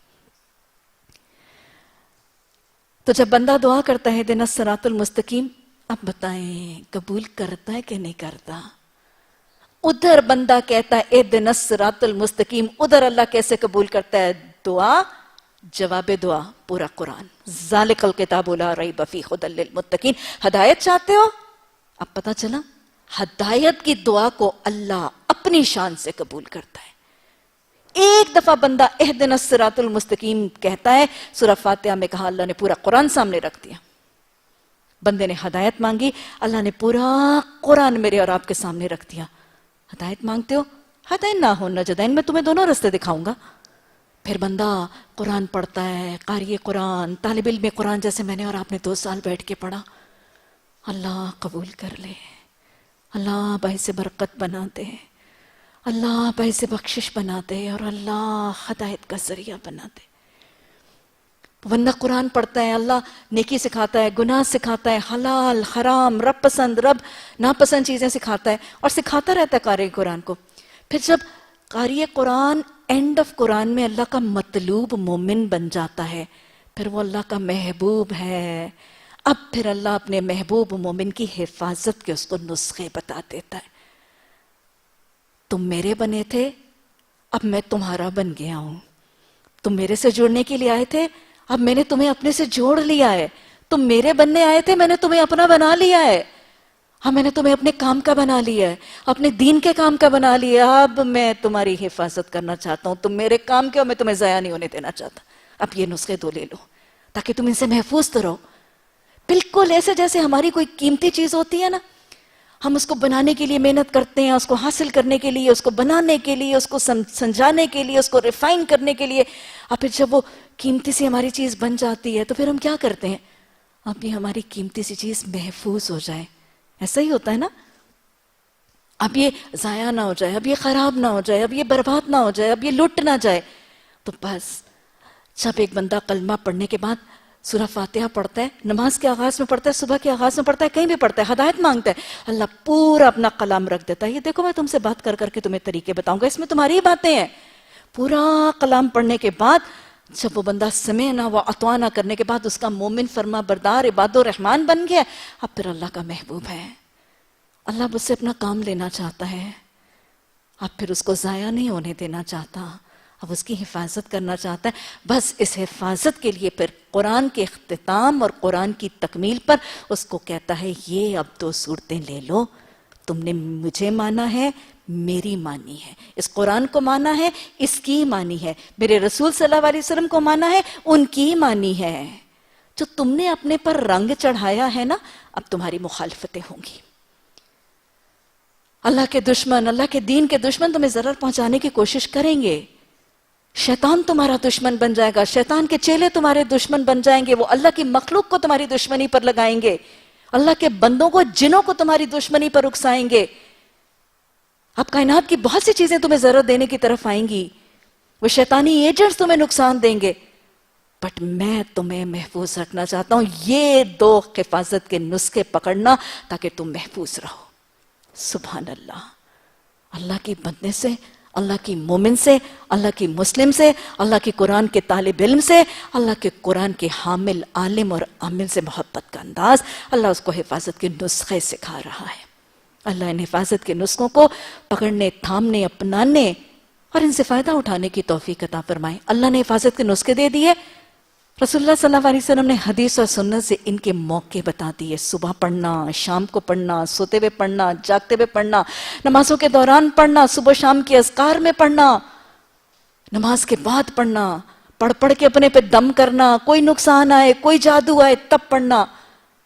اللہ کو بھی اپنے مومنوں سے محبت ہے اور محمد صلی اللہ علیہ وسلم کو بھی اپنے امت کی فکر اور ان سے محبت ہے۔ اللہ ہمیں اس محبت کی لاج رکھنے کی توفیق عطا فرمائے۔ قل اعوذ برب الفلق، کہہ دیجئے میں پناہ مانگتی ہوں ساتھ رب الفلق۔ فلقہ کا مطلب کیا ہے؟ فلقہ کا مطلب ہے پھاڑنا۔ رب الفلق، پھاڑنے والے رب کی پناہ مانگتی ہوں۔ اللہ کس چیز کو پھاڑنے والا ہے؟ جو چیز پھٹتی ہے اس کو پھاڑنے والا تو ہے ہی اللہ۔ دنیا میں جو کچھ ہوتا ہے اللہ ہی کے تو حکم سے ہوتا ہے۔ ارے درخت سے کوئی پتا نہیں گرتا، آسمان سے کوئی پانی کی بوند نہیں گرتی، پانی کا ایک قطرہ بخارات نہیں بنتا، بیج کی ایک کونپل نہیں نکلتی جب تک اللہ کا حکم نہیں ہوتا۔ پھاڑنے والا، رات کی تاریک چادر ہوتی ہے، رات کے اندھیرے کی چادر پھیلی ہوتی ہے، کائنات کے اوپر رات کے اندھیرے کی چادر، اس میں سے روشنی کی کرن پھاڑنے والا کون ہے؟ صبح کے وقت سپیدہ صبح کی دھاریک نکالنے والا، رات کی سیاہی کی چادر پھاڑ کے سپیدہ صبح کی کرن نکالنے والا رب الفلق وہی تو ہے۔ صبح کا رب وہی تو ہے۔ ایک دانہ تم زمین میں بوتے ہو، دانہ تم زمین میں بوتے ہو، تم اس کی کونپل کے لیے اس بیج کے غلاف کو پھاڑتے ہو۔ وہ کسان جو زمین کے اندر ایک دانہ بوتا ہے، اس بیج، اس دانے کے غلاف کو پھاڑنے والا، اس ننھی منی نرم اور نازک کونپل کے لیے اس بیج کو پھاڑنے والا رب ہے۔ اس کونپل کو پالتا ہے وہ رب، اس کو نکال دیتا ہے۔ اس کی جڑوں کو نیچے جانے کا طریقہ، اس کونپل کو اوپر جانے کا طریقہ وہ رب ہے۔ کونپل کو بھی پالے گا، اس جڑ کو بھی پالے گا، اس کے تنے کو بھی پالے گا، اس کے پھلوں کو بھی پالے گا۔ ارے رب وہ ہے، تمہارا بھی رب وہی ہے۔ اللہ رب ماننے والا بنا دے، اللہ توکل کے زیورات سے آراستہ فرما دے۔ اللہ پھاڑتا ہے، گٹھلی کو بھی اللہ پھاڑتا ہے، دانے کو بھی اللہ پھاڑتا ہے، بیج کو بھی اللہ پھاڑتا ہے۔ رحم مادر کے اندر وہ باریک سی جھلی کون پھاڑتا ہے؟ اللہ پھاڑتا ہے۔ وہ کہیں گے نہیں کبھی کبھی ڈاکٹرز پھاڑتے ہیں، نہ، وہ بھی اللہ کے حکم سے ہوتا ہے۔ اللہ کچھ لوگوں کو اس کا وسیلہ بنا دیتا ہے۔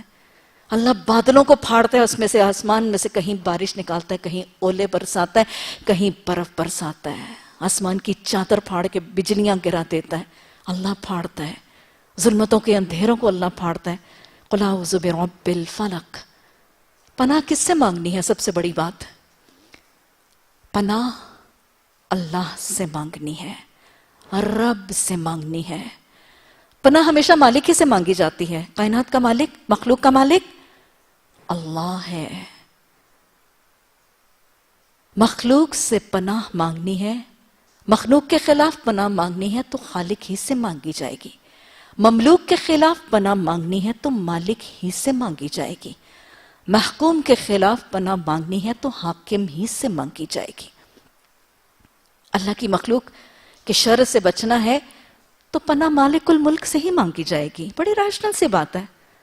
میں نے کتاب میں پڑھا اس کو سمجھانا نسخہ کہ شیطان، اللہ کے مختلف مخلوق سے پناہ اللہ ہی سے کیوں مانگی جاتی ہے۔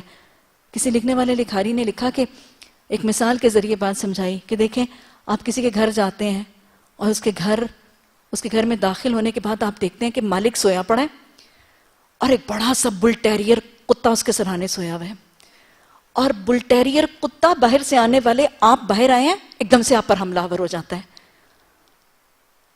جس پر وہ حملہ آور ہوا ہے، اتنا خونخوار کتا، وہ حملہ آور ہونے والا شخص کیا کیا کر سکتا ہے؟ یا تو اس کتے سے بھاگنے کی کوشش کر سکتا ہے، یا اس کتے سے لڑ کے اپنے آپ کو بچانے کی کوشش کر سکتا ہے، یہاں ادھر ادھر سے کسی ہمسائے کو بلا سکتا ہے، کسی راہگیر کو بلا سکتا ہے، اور یہاں اس سوئے ہوئے مالک کو جگا کر بچانے کی درخواست کر سکتا ہے۔ کس سے بچنے کا سب سے زیادہ امکان ہے؟ خونخوار کتے سے کب بچے گا؟ بھاگ کے؟ جان نہیں چھوڑے گا وہ اس کی، ہاں، یا اس سے لڑ کے؟ وہ تو اس کو آگے کھانے کو پڑے گا، یا کسی ہمسائے کو بلا کے؟ ہمسائے کے تو قابو ہی نہیں آئے گا۔ بہترین طریقہ کیا ہے؟ ارے مالک کو جگاؤ، مالک نے ایک ہی دفعہ کیا کہنا ہے؟ نو، کھڑا ہو جائے گا، سٹاپ، کھڑا ہو جائے گا۔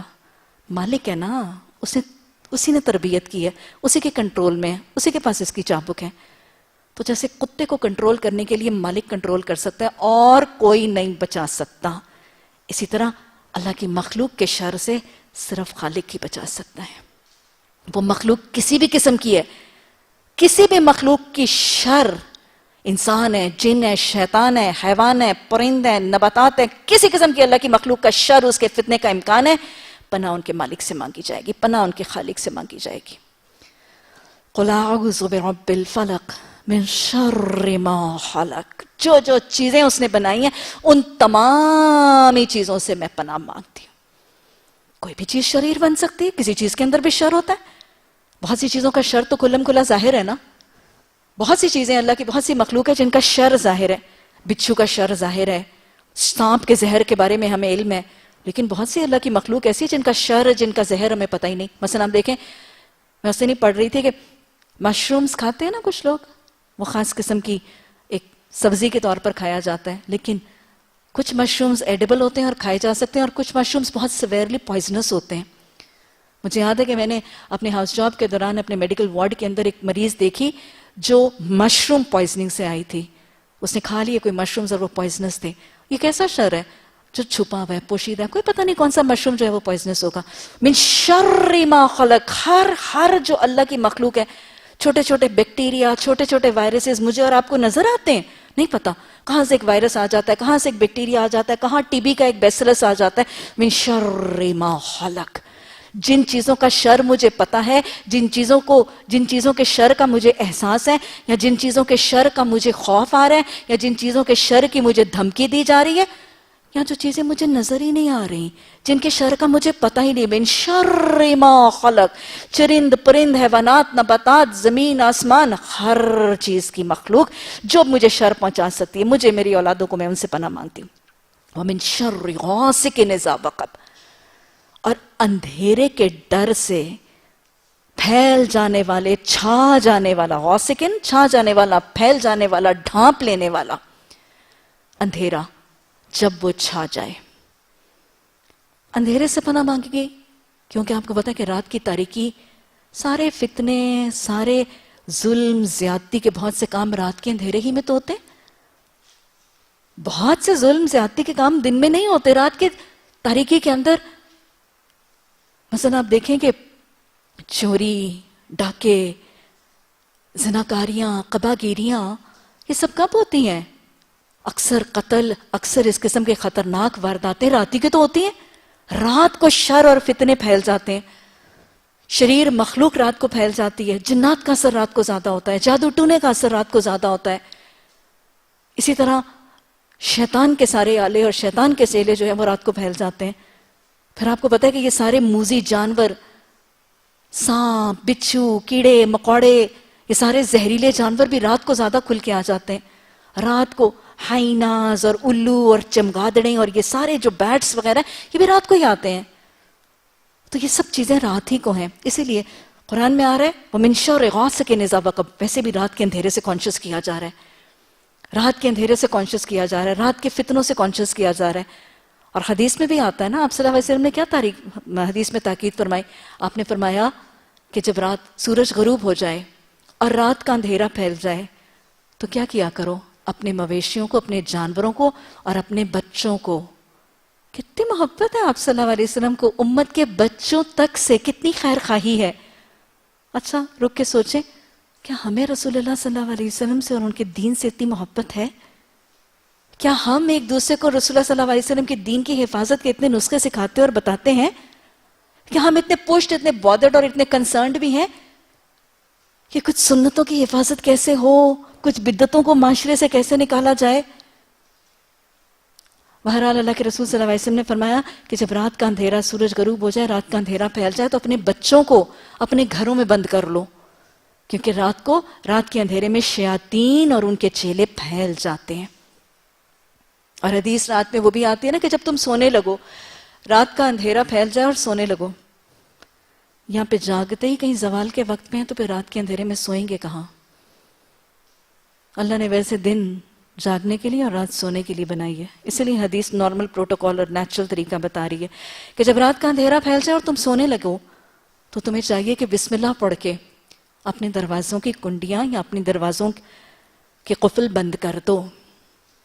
اپنے برتنوں کو بسم اللہ کہہ کر ڈھانپ دو، بسم اللہ کہہ کے چراغ گل کر دو، اور بسم اللہ کہہ کے آگ بجھا دو.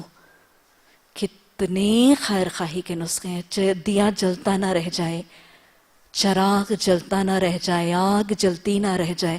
آج کتنی دفعہ آپ ڈیتھس دیکھتے ہیں، گیس پوائزننگ، گیس کا ہیٹر چلتا رہ گیا اور میاں بیوی دونوں ہی کا کام تمام ہو گیا، بچے ماں باپ دونوں سے ہی محروم ہو گئے. ارے سنت کو مان لیا ہوتا تو شاید ان چیزوں سے بچ جاتے. اطیعوا اللہ و اطیعوا الرسول سے میری دنیا بھی سنورتی ہے، میری آخرت بھی سنورتی ہے، مجھے حفاظت بھی ملتی ہے، مجھے ایمان بھی ملتا ہے، مجھے جنت بھی ملتی ہے، میری دنیا بھی جنت بنتی ہے.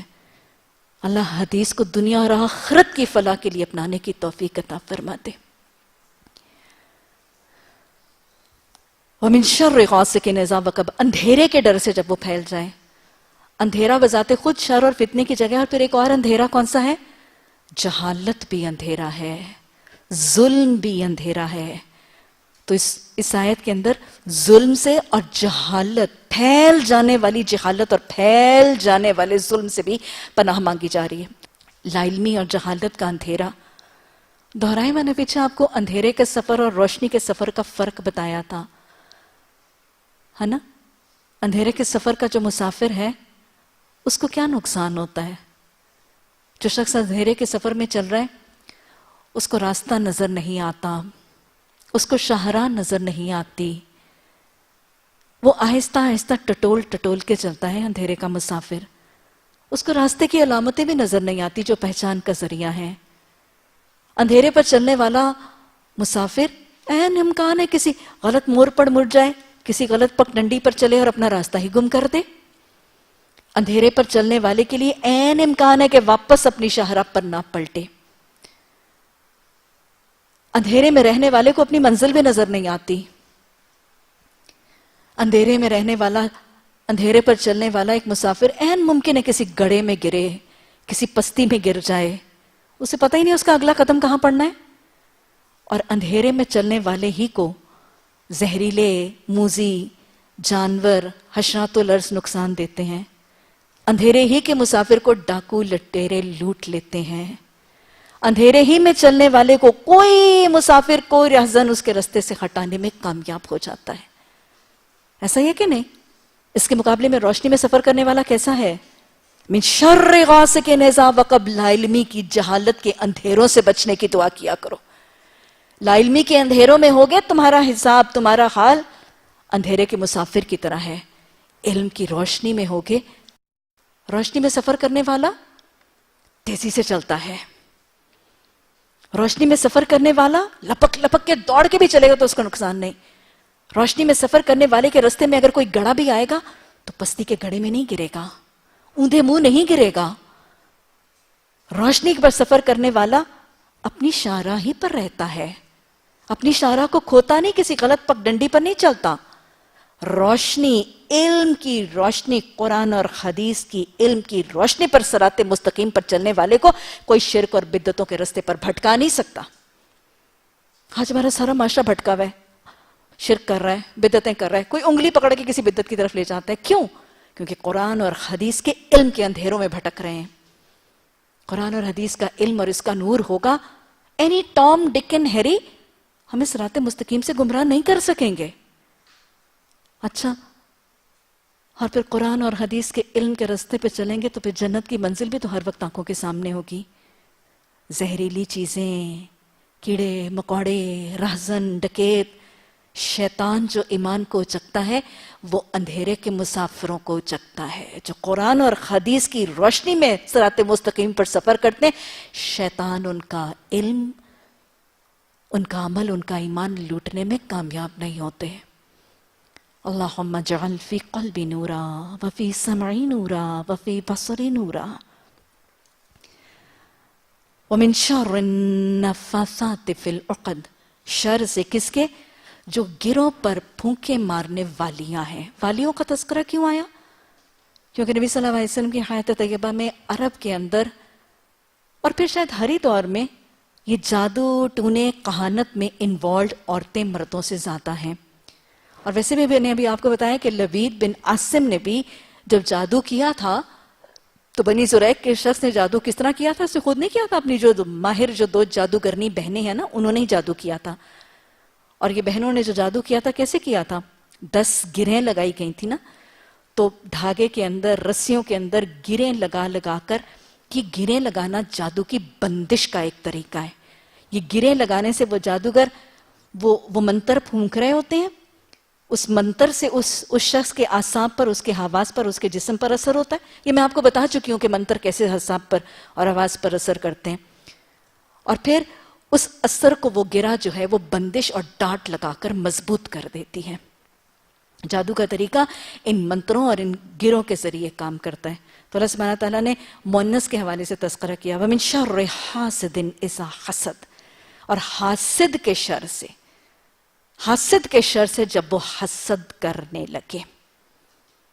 हसद बरहक है, हासिद की नजर का शर बरहक है। हसद की नजर का शर और फितना बरहक है, नजर का लगना बरहक है। आप सल्लल्लाहु अलैहि वसल्लम ने हदीस में इसकी तस्दीक फरमाई कि नजर इंसान को मौत तक और ऊंट को हांडी तक पहुंचा देती है। और नजर किसकी है? हासिद की नजर ये अंजाम करती है। वैसे नजर मोहब्बत की भी लगती है, प्यार की नजर भी लगती है। उसके लिए तरीका माशाअल्लाह ला हौला वला कुव्वता इल्ला बिल्लाह।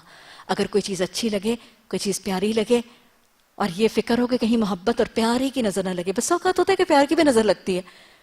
एक दादी है, वो अपने पोते को देख रही है और वो चल रहा है, वो कूद रहा है, वो भाग रहा है और वो मजे मजे के करतब करके दिखा रहा है। अब दादी इसको प्यार से देख रही है, थोड़ी देर के बाद आप देखते हैं वो भागता भागता मुंह के बल गिरता है और कोई चोट लग जाती है। ये क्या था? ये वो उस प्यार से देखने वाली नजर ही की नजर ही थी। तो जब कोई चीज बहुत प्यारी लगे, बहुत अच्छा लगे, माँ की नजर बच्चों को लग जाती है, किसी की भी नजर लग सकती है। तो लिहाजा उस वक्त कोई चीज बहुत प्यारी लगे तो इस नजर से बचने का तरीका हदीस ने सिखा दिया। असल में हदीस और कुरान में नुस्खे तो सारे ही हैं। हमें इससे जुड़ने और इससे अपना ताल्लुक कायम रखने की तौफीक अता फरमाए और अल्लाह इसी को अपने लिए हादी बनाने की तौफीक अता फरमाए। आपने फरमाया क्या तरीका है? माशाअल्लाह ला हौला वला कुव्वता इल्ला बिल्लाह। इल्ला बिल्लाहिल अलियुल अज़ीम भी कहा जा सकता है और सिर्फ माशाअल्लाह भी कहा जा सकता है। हसद और हसद की नजर बरहक तो है, लेकिन हसद जो करने वाला है उसके लिए एक बहुत बदतरीन गुनाह है, एक बड़ी कबीह हालत है। नेकियों को बर्बाद कर देती है, गुनाह लाजिम कर देती है। हसद से शदीद इज्तनाब और परहेज जरूरी है। हसद का मतलब क्या है?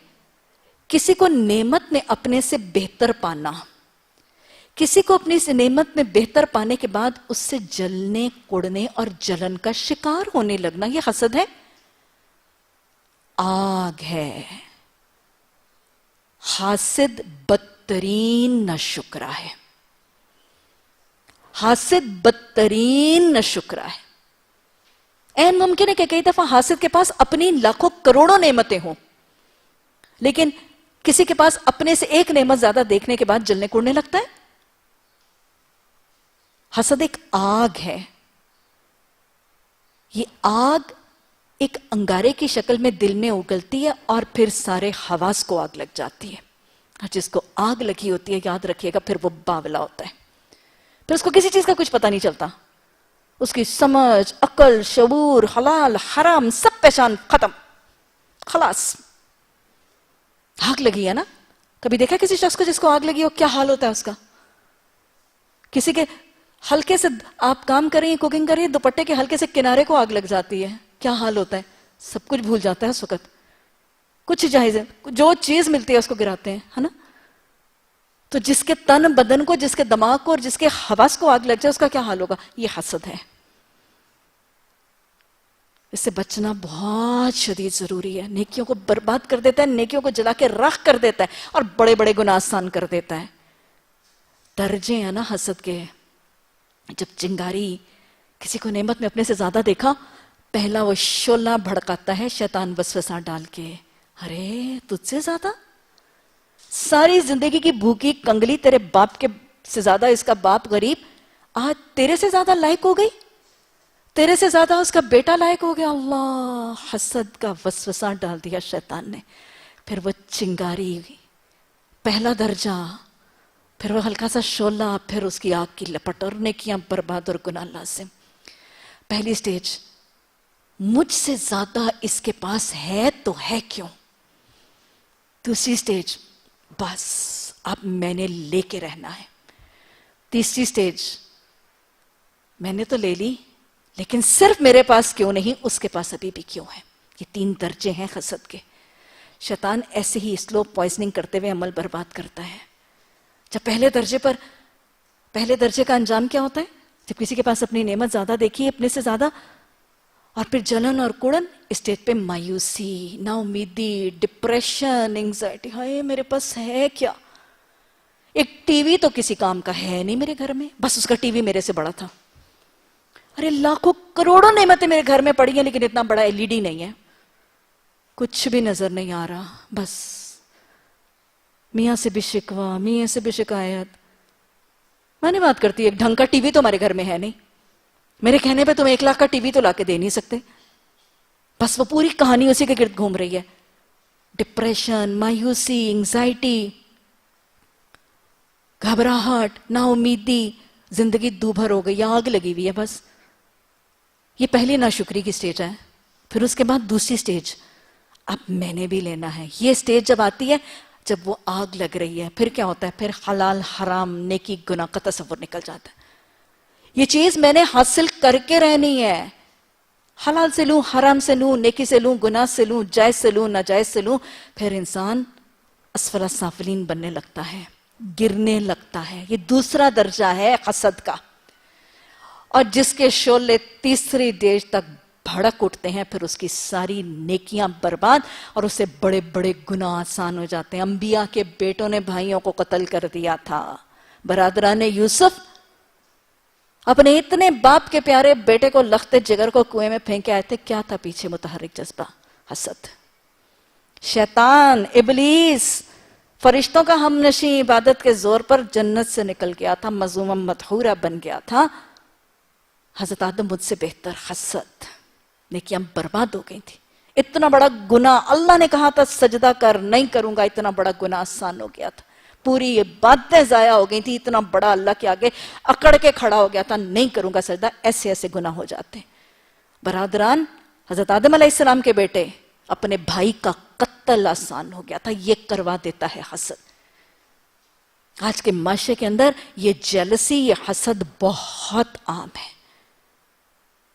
حسد کی نظر سے بچنے کے لیے تو سورہ فلق ہے، لیکن حسد سے بچنے کے لیے قل اعوذ برب الفلق ہے. اللہ میں تیری پناہ مانگتا ہوں کہ یہ شیطان کہیں میرے دل میں حسد کا وسوسہ نہ ڈال دے. دونوں چیزوں سے، کسی اور کے حسد سے بچنے کا بھی نسخہ ہے اور خود حسد سے بچنے کا بھی طریقہ ہے. چاہتے ہیں کہ میں حاسد کی نظر سے بچ جاؤں اور چاہتے ہیں کہ میں حاسد نہ بن جاؤں. دونوں طریقوں سے بچنے کا طریقہ سورہ ناس اور سورہ فلق میں موجود ہے. اللہ اس حسد سے اپنی نیکیاں برباد کرنے اور بڑے بڑے گناہوں کے دریچے کھولنے سے بچنے کی توفیق عطا فرما. اللہ کے رسول صلی اللہ علیہ وسلم نے اللہ سے پناہ مانگنے کے لیے ہمیں یہ 2 صورتیں قرآن کے ذریعے پہنچائیں. اور پھر بہت سی مسنون دعائیں پناہ کے حوالے سے موجود ہیں. اللہ کے رسول صلی اللہ علیہ وسلم نے ہمیشہ جب پناہ مانگی تو اللہ ہی سے مانگی. دعائیں موجود ہیں. اللہم انی اعوذ بکا کے الفاظ سے کتنی دعائیں ہیں. اللہم انی اعوذ بک من شر ما عملت ومن شر ما لم اعمل. اللہ سبحانہ تعالیٰ میں وہ جو عمل کرتا ہوں اس کے شر سے بھی پناہ مانگتا ہوں، اور وہ جو میں نے نہیں کی ان کے شر سے بھی پناہ مانگتا ہوں. اسی طرح وہ دعا اللہم انی اعوذ بک من زوال نعمتک، اللہ میں اس بات سے پناہ مانگتی ہوں کہ یہ نعمتیں جو تم نے مجھے دی ہیں ان پہ زوال آ جائے. اللہ رحمان کی نعمتوں میں سے ایک ایک نعمت ایسی ہے بلیو یو می کہ ان کے بغیر زندگی کی ایک گھڑی دوبھر ہے. ہلکا سا سانسیں رکنے لگتا ہے کہ پوچھئے گا کسی استھما کے پیشنٹ سے، 2 منٹ کے اندر لگتا ہے کہ پتہ نہیں زندگی رہے گی بھی کہ نہیں رہے گی. 1 منٹ کے لیے دل کی دھڑکن ہی تیز ہوتی ہے، پالپیٹیشنز ہونی شروع ہو جاتی ہیں تو کیا حال ہوتا ہے. 1 منٹ کے لیے آنکھ کے اندر کچھ مٹی یا کوئی مرچیں یا کوئی چیلیز یا اس طرح کی چیز چلی جاتی ہے تو کیا حال ہو جاتا ہے. 1 گھنٹے کے لیے جوان بیٹا گھر نہ آئے اور اس کی خبر نہ ملے تو ماں کا کیا حال ہو جاتا ہے. اللہم انی اعوذ بک من زوال نعمتک، اللہ میں پناہ مانگتی ہوں کہ تمہاری نعمتوں کا زوال آئے. اللہم انی اعوذ بک من علم لا ینفع، من نفس لا تشبع، من قلب لا یخشع، من دعوت لا یستجاب لہ. اس علم سے میں پناہ مانگتی ہوں جو مجھے نفع ہی نہ دے. میں اس دل سے پناہ مانگتی ہوں جو تجھ سے ڈرے ہی نہ. میں اس نفس سے پناہ مانگتی ہوں جو کبھی بھرے ہی نہ. کتنی خوبصورت دعائیں ہیں. اللہم انی اعوذ بک من منکرات الاخلاق والاعمال والاقوال والادواء. میں منکر برے اخلاق سے، خواہشات سے، آرزوؤں سے، تمناؤں سے میں پناہ مانگتی ہوں، برے اعمال سے میں پناہ مانگتی ہوں. اللہم انی اعوذ بک من العجز والکسل والبخل والجبن وغلبۃ الدین وقہر الرجال. کہ اللہ سبحانہ تعالیٰ میں سستی سے، کمہلی سے، کاہلی سے، کتنی سستیاں ہیں. بس اوقات اتنی سستیاں ہیں اللہ ابھی تو نماز بھی پڑھنی ہے نا. اللہم انی اعوذ بک من العجز والکسل والجبن والبخل. بخل، یہ سب چیزوں سے اللہ کے رسول صلی اللہ علیہ وسلم نے پناہ مانگی. بہت سی آگ سے آپ صلی اللہ علیہ وسلم نے پناہ مانگی، اور یہ بہت ہی پیاری دعا ہے. اللہم انی اعوذ بک من شر سمعی ومن شر بصری ومن شر لسانی ومن شر قلبی ومن شر منی. اپنی آنکھوں کے شر سے، اپنی کانوں کے شر سے، اپنی زبانوں کے شر سے، اور اپنے دل کے شر سے پناہ مانگتی ہوں. جامع ترین دعائیں ہیں، بہت ہی پیاری پیاری دعائیں ہیں نبی صلی اللہ علیہ وسلم کے. اعوذ بکلمات اللہ التامۃ من شر کل حامۃ. اللہ سبحانہ تعالیٰ ہمیں یہ مسنون دعاؤں کے ذریعے اور سورہ ناس اور سورہ فلق کے ذریعے پناہ مانگنے اور کثرت سے اللہ کی پناہ میں رہنے کی توفیق عطا فرمائے. سورہ ناس. بسم اللہ الرحمن الرحیم.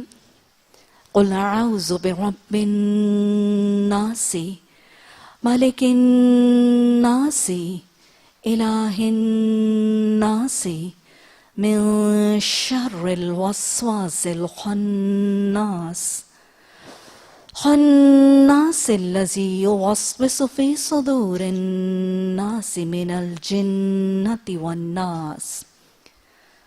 کہہ دیجئے میں پناہ مانگتی ہوں ساتھ لوگوں کے رب سے، لوگوں کے مالک سے، لوگوں کے الہ سے. من شر الوسواس الخناس، اس کے شر سے جو وسواس ہے. اور کیسا وسواس ہے؟ الخناس. یہاں پہ وسواس کس کو کہا گیا ہے؟ وسوسہ ڈالنے والا. یہ وسوسہ ڈالنے والا کون ہے؟ شیطان. وسواس اور خناس، یہاں پہ 2 صفات شیطان کی بتائی جا رہی. سورہ الفلق میں اللہ سبحانہ تعالیٰ نے اپنی باقی ساری مخلوق، چرند، پرند، حیوانات، نباتات، بیکٹیریا، مائکروبز، وائرسز، ہر قسم کے اس قسم کی موذی چیزیں اور شرر اور اندھیرے اور انسانوں کے فتنے، چوری، رہزنی، ڈکیتی، قتل، لوٹ، مار اور اندھیروں کے فتنوں اور لا علمی اور شرک اور جہالت اور اس قسم کے فتنوں سے پناہ مانگی ہے سورہ فلق میں. اب یہاں پہ شیطان اور شیطان کے سارے ایجنڈے اور شیطان کے چیلوں سے پناہ مانگی جا رہی. من شر وسواس الخناس. 2 صفات ہیں، وسواس اور خناس. वसवसे डालने वाला। और कैसे डालता है? एक ही बार नहीं डालता, खन्नास, हानून सीन, पलट पलट के बार बार, रिट्रीट अटैक, ये है खन्नास। हमला करता है, फिर थोड़ी देर के लिए पीछे हो जाता है, फिर थोड़ी देर के बाद फिर आता है। शैतान का तरीका है। अल वसवास शैतान को कहा जा रहा है, क्योंकि जब इसने अल्लाह से मोहलत ली थी ना, इला यौम यबअसून, उस दिन तक अल्लाह मुझे मोहलत दे जब तक लोग दोबारा उठाए जाएंगे, तो अल्लाह ने इसको मोहलत दे दी थी। लेकिन अल्लाह सुब्हानहू तआला ने इस मोहलत में इसको, बस औकात लोग कहते हैं कि अल्लाह ने शैतान को मोहलत दी क्यों थी? तो सोचा करें कि अल्लाह ने उसको मोहलत के लिए आला क्या दिया था? उसको तो सिर्फ वसवसा डालने का इख्तियार दिया था, नथिंग मोर देन दैट। अशरफुल मखलूकात, इतना बड़ा कदावर, जिसके कब्जे में उसके हाथ, जिसके कब्जे में उसकी जबान, में घुमाऊं ना जब तक निगाह उधर जाती नहीं, मेरी गर्दन घूमती है, मेरी मर्जी से घूमती है। अरे झुकती भी मेरी मर्जी से है, अकड़ती भी मेरी मर्जी से है, फिरती भी मेरी मर्जी से है, सारा जिस्म, मेरे हाथ पांव मेरे अपने कंट्रोल में। अरे उसमें उसको कितना को इख्तियार दिया था सिर्फ एक वसवसा डालने का। वसवसा क्या होता है? एक मुबहम सा, छुपा हुआ, पोशीदा सा, छोटा सा एक बुलबुले की तरह का सोच, एक हल्का सा बबल जो दिल के किसी कोने के अंदर हल्का सा फटता है और एक आइडिया, एक थॉट प्रोसेस फ्लोट करता है। This is all what he was allowed to do. शैतान के पास सिर्फ वसवसा डालने का इख्तियार है, जबरन गुनाह करवाने का इख्तियार क्या, जबरन इरादा बनवाने का इख्तियार भी नहीं है उसके पास। वो तो एक मुबहम सा खाका छोड़ सकता है दिल में, फीलर और फ्लोटर दे सकता है, दैट्स ऑल। उसके बाद ये इंसान की मर्जी और इख्तियार है कि वो उसको किधर लेके चले और कहाँ उसको रोके और कहाँ उस पर डांट डाले, या शुरू में उसको शन कर दे और या पहले ही ये दुआ मांग ले और पहले ही तरीके इख्तियार कर ले कि ना वो करीब आए और ना ही वसवसे पड़े। ये सारा इख्तियार अल्लाह ने इंसान को दिया, बचने के रुस्खे भी सिखा दिए, बचने के तरीके भी सिखा दिए। छोड़ा था उसको वसवसे डालने के लिए, आजमाइश के लिए। लियबलुवकुम कैसे होता, आजमाइश कैसे होती अगर वो वसवसे ना होते? वो सिर्फ वसवसा डाल सकता है, जबरन जबरन किसी के हाथ में शराब का प्याला पकड़ा के उसको मुंह से लगा के हलक से नीचे उतार नहीं सकता। वो जबरन किसी खातून को केप स्लीव्स वाली बाजू पहना के बाहर घर से निकाल नहीं सकता। वो निकलती वो खुद ही है। जबरन किसी का पोनी बैंड उतार के उसकी जुल्फें बिखेर नहीं सकता, वो बिखेरती वो खुद ही है। वो तो इरादा, वो तो एक हल्का सा वसवसा डालता है, वो तो एक सोच डालता है। वैसे आज तुम इतने अच्छे, तुम्हारे बाल हैं इतने नरम और इतने सिल्की, तुम्हारे बाल हैं इतने स्ट्रेट हैं, अरे इतने इतने करली और इतने इतने भौंडे और इतनी इतनी बड़ी उम्र वाली औरतें आज खोल के फिर रही हैं। तू तो भी जवान भी है, तेरे तो स्या भी हैं, और तेरे इतने सिल्की हैं, तेरे इतने खूबसूरत हैं, और तेरे अपनों ही की तो महफिल है। और फिर देख ना, एक ही तो तेरा भांजा है, अकलौती तो तू खाला है, सारों ने तुझे देखना है, आज एक दिन खोल लेना। एक दिन से क्या, अरे बाद में उसके तौबा कर लेना। वो तो वसवसा ही डालता है।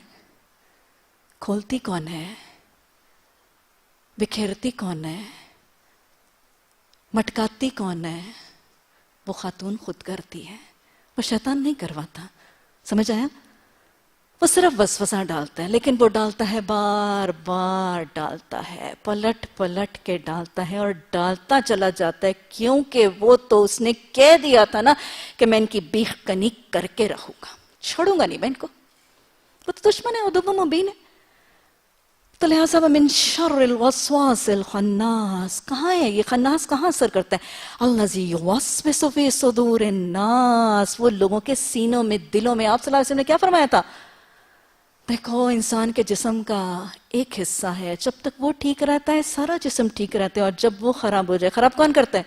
वस्वासिल खन्नास। कैसे करता है? उसमें वसवसे डाल के, उसमें गंदे, हराम, बेहयाई, फहाशी, उरियानी, منکرات، رب ناپسند چیزوں کے وسوسے ڈال ڈال کے اس کو خراب کرتا ہے. وہ ایک ٹکڑا ہے، اگر وہ ٹھیک رہے تو سارا جسم ٹھیک رہتا ہے، اور اگر وہ خراب ہو جائے تو سارا جسم خراب ہو جاتا ہے. سنو، وہ ٹکڑا دل ہے، اور یہ دل ہی تھا. تقویٰ کہاں ہے؟ تقواہا ہونا، تقواہا ہونا، یہاں تقویٰ. یہاں پہ رب کو بسا لیا تو دنیا آخرت سنور گئی، اور یہاں اگر شیطان کے وسوسوں کو آماج گاہ بنا لیا، نا قل اعوذ برب الناس موجود ہے. اور یہ کہاں سے ہے؟ من الجنۃ والناس. یہ جنوں میں سے بھی ہوگا اور انسانوں میں سے بھی ہوگا. تو گویا یاد رکھیے گا، وہ جو شیطان ابلیس جنت سے نکالا گیا تھا، وہ تو جن تھا نا. اللہ نے قرآن میں فرمایا وَقَانَ مِنَ الْجِنِّ فَفَسَقَ عَنْ أَمْرِ رَبِّهِ. وہ تو جنوں میں سے تھا اور اس نے اللہ کی نافرمانی کی. ایک بات واضح طور پر یہاں سے سمجھ آ رہی ہے، اب اور اس دن کے بعد وہ اکیلا نہیں ہے. وہ اکیلا نہیں ہے، اس کے ساتھ اور بھی اس کا جتھا ہے، اس کی پارٹی ہے، اس کی لابی ہے، اس کا قبیلہ ہے، اس کا کلین ہے، اس کی برادری ہے، اور ایک بہت بڑا سا گروہ ہے. یہ دشمن ہے. اِنَّهُ لَكُمْ عَدُوٌّ مُبِينٌ. ہم پر حملہ آور ہونے والی فورسز کمبائنڈ، الائیڈ. پاکستان پر نیٹو فورسز حملہ کرتی ہیں تو ملک ڈر جاتا ہے. اولادوں پر شیطان کی فورسز حملہ کرتی ہیں تو بے فکری کا طریقہ ماں باپ اختیار کر جاتا ہے. ایسا ہے کہ نہیں؟ امریکہ کے آگے گھٹنے ٹیک دیتے ہیں، اللہ کے آگے گھٹنے نہیں ٹیکتے. ایمان کو لوٹنے والے اپنے اور اولادوں کے ایمان کے لوٹنے والوں کی فکر ہی نہیں ہے. من الجنۃ والناس. وہ جنوں میں سے بھی ہوگا اور انسانوں میں سے بھی ہوگا. شیطانوں کے چیلے انسانوں میں سے بھی بن جاتے ہیں. بس اوقات انسان پورے کے پورے انسان کو، حضرت انسان کو شیطان اپنا چیلا بنا لیتا ہے، اپنا ایجنٹ بنا لیتا ہے. کبھی دیکھیں ایسے چیلے؟ کبھی دیکھیں ایسے شیطانی چیلے؟ وہ آتی ہے نا، ایک بہن آتی ہے اور وہ اپنی بہن کو کیا مشورہ دیتی ہے؟ وہ گھر میں اچھی بلی خوش باش تھی، اپنی بیمار ساس کی عیادت کر رہی تھی، اس کے پاؤں دبا رہی تھی، رات کو اس کے سر میں تیل لگا رہی تھی، سب کچھ کر رہی تھی. بہن آتی ہے، من الجنۃ والناس. ہائے ہائے، تو نے اپنا کیا حال بنا لیا، نکال اس کو، بڑھیا کو گھر سے باہر. 4 اور ہٹی کٹی بہویں نہیں ہیں اس کی، باری لگا دے. 1 ہفتہ تیرے پاس رہے گی، 1 ہفتہ باقی ان کے پاس گزار کے آئے گی. جسٹ 1 مہینہ ہفتہ تیرے پاس رہے گی. کیوں؟ تو ہی رہ گئی ہے، تو نکرانی بھی آ کے لائے تھے. یہ کیا ہے؟ ارے وہ جنت کما رہی تھی. فائنل جنت عند رجلیہا. تیری جنت اس کے قدموں تلے ہے. وہ جنت کے دروازے کھول رہی تھی. وہ قانتاتن اپنی بیوی اپنے شوہر کی مان رہی تھی. حافظاتن اس کے بعد اس کے شوہر کے پیچھے سے اس ماں کے قیمتی خزانے کی حفاظت کر رہی تھی. وہ آ گئی فتنے والی. من الجنۃ والناس. انسانوں میں سے بھی کوئی اس کا کلین اور برادری بن جاتی. اللہم لا تجعلنا منہم. اور اللہ ہمیں ان کو آئیڈینٹیفائی کرنے، کاہے کو آئیڈینٹیفائی کرنے؟ لیبل کرنے کے لیے. تو ہے ہی شیطان پوری کی پوری. نہیں، اپنے آپ کو اس کی چالوں سے بچانے کے لیے، اس سے مشاورت کرنے سے بچنے کے لیے، اس سے ولایت کا طریقہ نہ اپنانے کے لیے ان شیاطین کے ایجنٹس کو آئیڈینٹیفائی کرنا ضروری ہے. سارے معاشرے میں ان کے شیطانی طریقوں اور کرتبوں کی مشہوری کر کے خود نیک نام بننے کے لیے ان کی آئیڈینٹیفیکیشن ضروری نہیں ہے. تو شیطان کیا کر سکتا ہے؟ صرف وسوسے. کیسے کرتا ہے؟ بار بار. کہاں پہ کرتا ہے؟ دل میں. اور آئے گا کیسے کیسے؟ جنوں کے ذریعے بھی آئے گا اور انسانوں کے ذریعے بھی آئے گا. شیطان نے تو خود کہا تھا، اللہ نے وہ سارا مکالمہ ہمیں بتا دیا، میرا رب کتنا محبت کرنے والا اور کتنا رحمان ہے.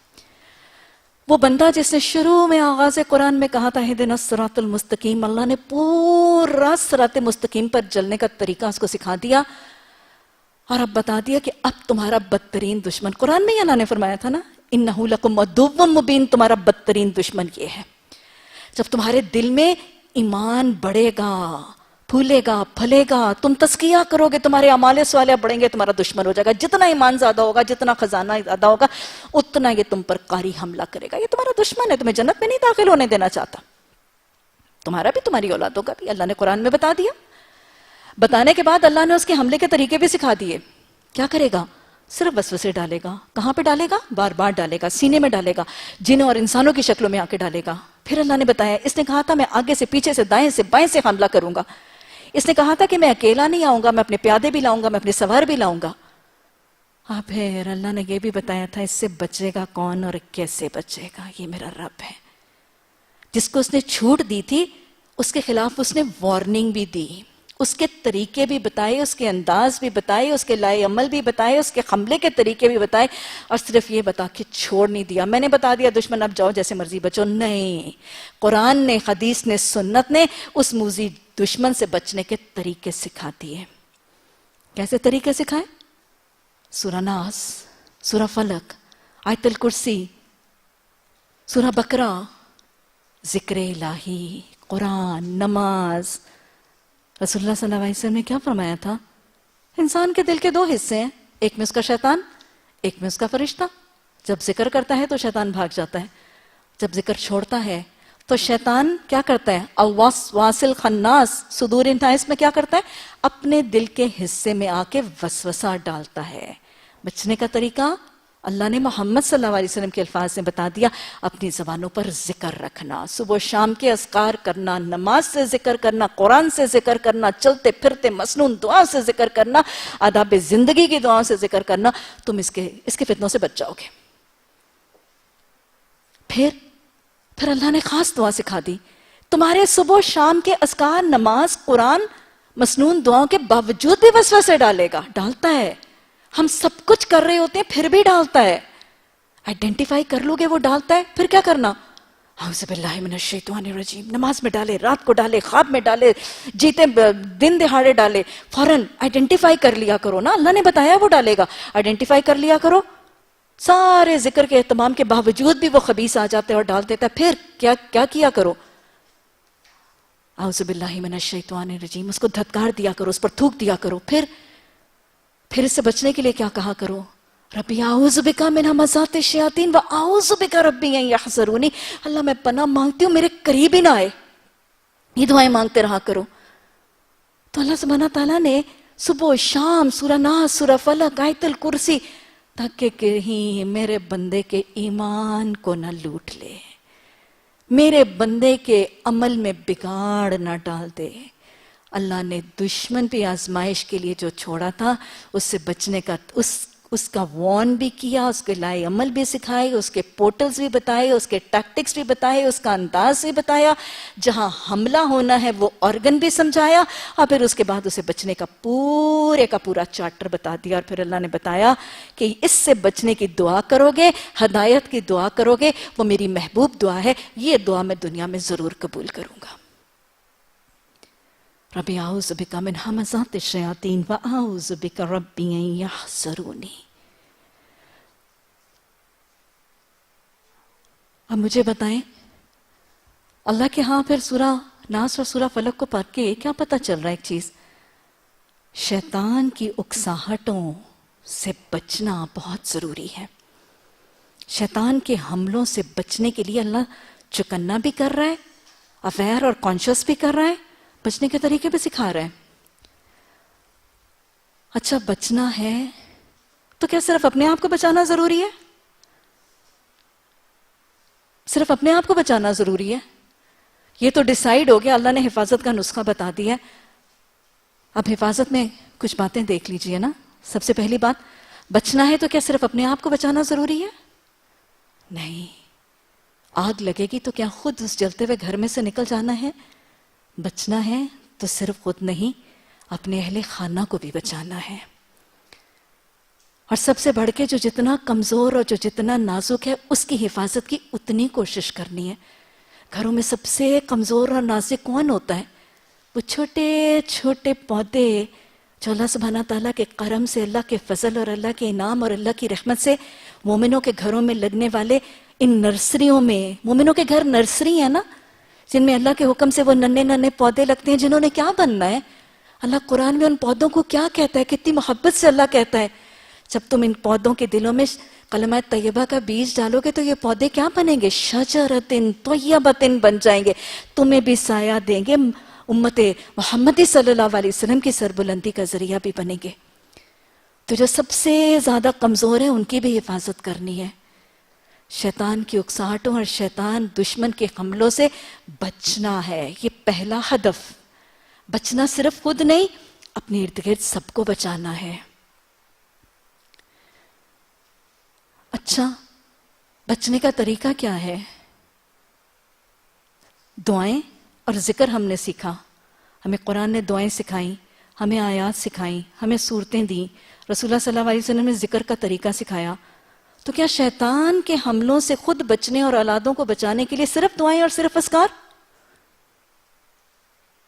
سوچیں، بچنے کے لیے صرف دعائیں اور صرف اذکار اور سورہ ناس اور سورہ فلق؟ ہم اولادوں پر صبح آیت الکرسی اور سورہ ناس اور سورہ فلق پڑھ کے پھونک دیں اور ان کو کہیں تم پڑھو اور بس حفاظت ہو گئی؟ گھر کی قیمتی چیزوں کی حفاظت کیسے کرتے ہیں؟ کیسے کرتے ہیں؟ قیمتی سی آپ لیٹسٹ ایک BMW لے کے آئیں، کیا اس کی حفاظت کے لیے آپ اس بات پر توکل کریں گے کہ اس کی چابی بھی اسی میں چھوڑ دیں، اس کا لاک بھی نہ لگائیں، گیٹ بھی کھلا چھوڑ دیں اور تالا بھی نہ لگائیں اور آ جائیں صرف آیت الکرسی پھونک کے؟ ایسے کریں گے؟ اپنے گھر کی حفاظت کے لیے کیا اپنے ڈور لیچز بند رکھتے ہیں؟ کیا دروازے کھلے رکھتے ہیں؟ اکثر مالدار لوگ اپنے گھروں پہ چوکیدار بھی بٹھاتے ہیں، سیکیورٹی سسٹمز بھی لگاتے ہیں، کیمرہ سسٹمز بھی لگاتے ہیں. تو دنیا کے گھروں، دنیا کی قیمتی چیزوں کی حفاظت کے لیے کیا صرف دعائیں؟ نہیں نا. سارے طریقے، سارے آلات، سارے اسباب، ساری کوششیں اپنائی جاتی ہیں. حالانکہ سب سے قیمتی خزانہ کون سا ہے؟ ایمان کا خزانہ. اور حالانکہ سب سے زیادہ نقصان دہ اور گھنونا دشمن کون سا ہے جس کو اللہ دشمن کہہ رہا ہے؟ وہ دشمن سب سے بڑا، وہ دشمن سب سے خطرناک، وہ دشمن کا ارے ایک ڈیکوائٹ، ایک ڈاکو، ایک مافیا سے ڈر ڈر کے اتنی حفاظت، اور ایک اتنا بڑا جتھا من الجنتی والناس جس کو اللہ نے عدو مبین کہہ دیا. اس سے حفاظت کے لیے بے فکری اور سمجھنا ہے کہ صرف ذکر اور صرف دعائیں ہی حفاظت کا طریقہ بنے گی. نہیں. دنیاوی بیماری سے حفاظت کے لیے کیا کرتے ہیں؟ اپنے بچوں کو بیماری کہیں پتہ چل جائے کہ وہاں پہ فلاں گھر میں کسی بچے کو میزلز اور چکن پاکس ہو گئی ہے، کیسے حفاظت کرتے ہیں؟ چھوٹا سا تو وائرس ہے، جانے دیتے ہیں بچے کو وہاں پہ، اس پہ دعا پڑھ کے پھونک کے بھیج دیا کریں نا. آپ کو توکل نہیں ہے؟ کیوں نہیں بھیجتے؟ اس کو حفاظتی ٹیکہ بھی لگاؤ پھر بھی نہیں بھیجتے. ہے کہ نہیں ہے؟ کسی کو ہلکا سا کھانسی زکام ہو جائے اس کے جھوٹے گلاس میں پانی کیوں نہیں پیتے؟ دم پڑھ کے پی لیا کریں. کیوں نہیں پیتے؟ آپ کو فلو شاٹ بھی لگا ہوا ہے پھر کیوں نہیں پیتے؟ نہیں پیتے کیونکہ حفاظتی طریقے اختیار کرنا عقل مندی کا تقاضا ہے. تو جو سب سے بڑا دشمن ہے، جو اتنے بڑے کلائن کی شکل میں آئے گا، ہاں، جو سب سے قیمتی چیز کو لوٹنے کا ہدف رکھتا ہے، اس کے خلاف صرف دعا نہیں ہوگی، اس کے خلاف صرف دم نہیں ہوگا، اس کے خلاف صرف صورتیں نہیں ہوں گی، عمل بھی ہوگا، کوشش بھی ہوگی، صحیح بھی ہوگی، پلاننگ بھی ہوگی. اپنے بچوں کو ان چیزوں کا عامل بھی بنانا ہے. صبح شام کے اذکار، نماز، قرآن، موعظتین، سب چیزوں کا عامل بنائیے، لیکن ان کی حفاظت کی عملی کوشش بھی کریں. شیطان جہاں جہاں سے آتا ہے، وہ صحبت، وہ ماحول، وہ انوائرمنٹ، وہ دوستیاں، وہ ادارے، وہ نیٹ ورک، وہ میڈیا، وہ انٹرنیٹ، وہ کیبل، وہ لٹریچر، وہ تصویریں، وہ ایک کلک فیس بک کا، ان سب سے حفاظت کرنی ضروری ہے. اور یہی عقل کا تقاضا ہے، اور یہی سمجھداروں اور سیانوں کا طریقہ ہے. اللہ ہمیں اپنے آپ کو بھی قرآن اور سورتوں کے ان طریقوں سے بھی اپنے آپ کو حفاظت کے دائرے میں لانے کی توفیق عطا فرمائے. لیکن اللہ صرف ان پر تکیہ نہیں، عملی کوشش سے اپنی اولاد کو اور اپنے آپ کو بہترین ماحول، بہترین دوستیاں، بہترین ولایتیں اور شیطان کے ان مکر اور فریب کے سارے آلات سے بچ کر ایمان، دین، عمل کی سلامتی پر عامل رہنے کی توفیق عطا فرمائے. ربنا لا تزغ قلوبنا بعد إذ هديتنا وهب لنا من لدنك رحمة إنك أنت الوهاب. سبحانك اللهم وبحمدك نشهد ان لا الہ الا انت نستغفرک ونتوب الیک سبحان ربک رب العزۃ عما یصفون وسلام علی المرسلین والحمد للہ رب العالمین آمین ثم آمین۔ الحمدللہ ثم الحمدللہ۔ اللہ کے کرم سے، اللہ کے فضل سے ہم نے جس چیز کی خواہش کی تھی، جس چیز کی آرزو کی تھی، جس چیز کی تمنا کی تھی، اللہ نے اس کو تکمیل تک پہنچانے کی ہمیں توفیق عطا فرما دی۔ سورہ ناس، سورہ فلق کی تلاوت، اس کی تفسیر، تکمیل قرآن کے اس موقع پر قرآن کو ختم نہیں کہا جاتا، قرآن کو تکمیل کے الفاظ پکارے جاتے ہیں۔ یہ زیادہ قرین ثواب ہے۔ آپ دیکھیے کہ خاتمہ کا مطلب عربی زبان میں کیا ہے؟ مہر لگا دینا، سیل لگا دینا، سٹیمپ لگا دینا۔ آپ خاتم النبیین ہیں، اس کے بعد کوئی نبی نہیں آئے گا۔ کسی لفافے پر، کسی انویلپ پر جب مہر لگ جاتی ہے، اس کے بعد نہ کچھ اندر جاتا ہے، نہ کچھ باہر جاتا ہے۔ عربی کے حروف کے حوالے سے اور لٹرل ترجمے کے حوالے سے بھی ختم قرآن نہیں، تکمیل قرآن، کیونکہ اللہ سبحانہ تعالیٰ نے بھی الیوم اکملت لکم دینکم، اس کو تمام کرنے اور اس کو مکمل کرنے کے الفاظ، اور پھر اس پر مہر تو لگانی نہیں ہے۔ آج ہی پڑھ لیجئے، اعوذ باللہ من الشیطان الرجیم، بسم اللہ الرحمن الرحیم، الحمد للہ رب العالمین۔ اللہ تیرا شکر، تیرا کرم، آج ہی ہم سورہ فاتحہ سے پھر شروع کرتے ہیں۔ الحمد للہ رب العالمین الرحمن الرحیم مالک یوم الدین ایاک نعبد و ایاک نستعین اہدنا الصراط المستقیم صراط الذین انعمت علیہم غیر المغضوب علیہم ولا الضالین آمین۔ اللہ اس کو پڑھنے کے بعد اس پر مہر لگا کے اس کو بند تو کرنا ہی نہیں، اس کو جاری رکھنا ہے، جاری رکھنے کی بھی توفیق عطا فرمانا۔ اللہ آخری سانسوں تک اس سے جڑنے کی توفیق عطا فرمانا۔ اللہ آخری سانسوں تک اس پر عامل رہنے کی توفیق عطا فرمانا۔ اللہ جو پڑھا ہے اس کو قبول فرمانا، اس پر عمل کی توفیق عطا فرمانا۔ جو کمیاں کوتاہیاں ہوئیں اس کو درگزر فرما دینا۔ ربنا تقبل منا انك انت السميع العليم وتب علينا انك انت التواب الرحيم آمين ثم آمين۔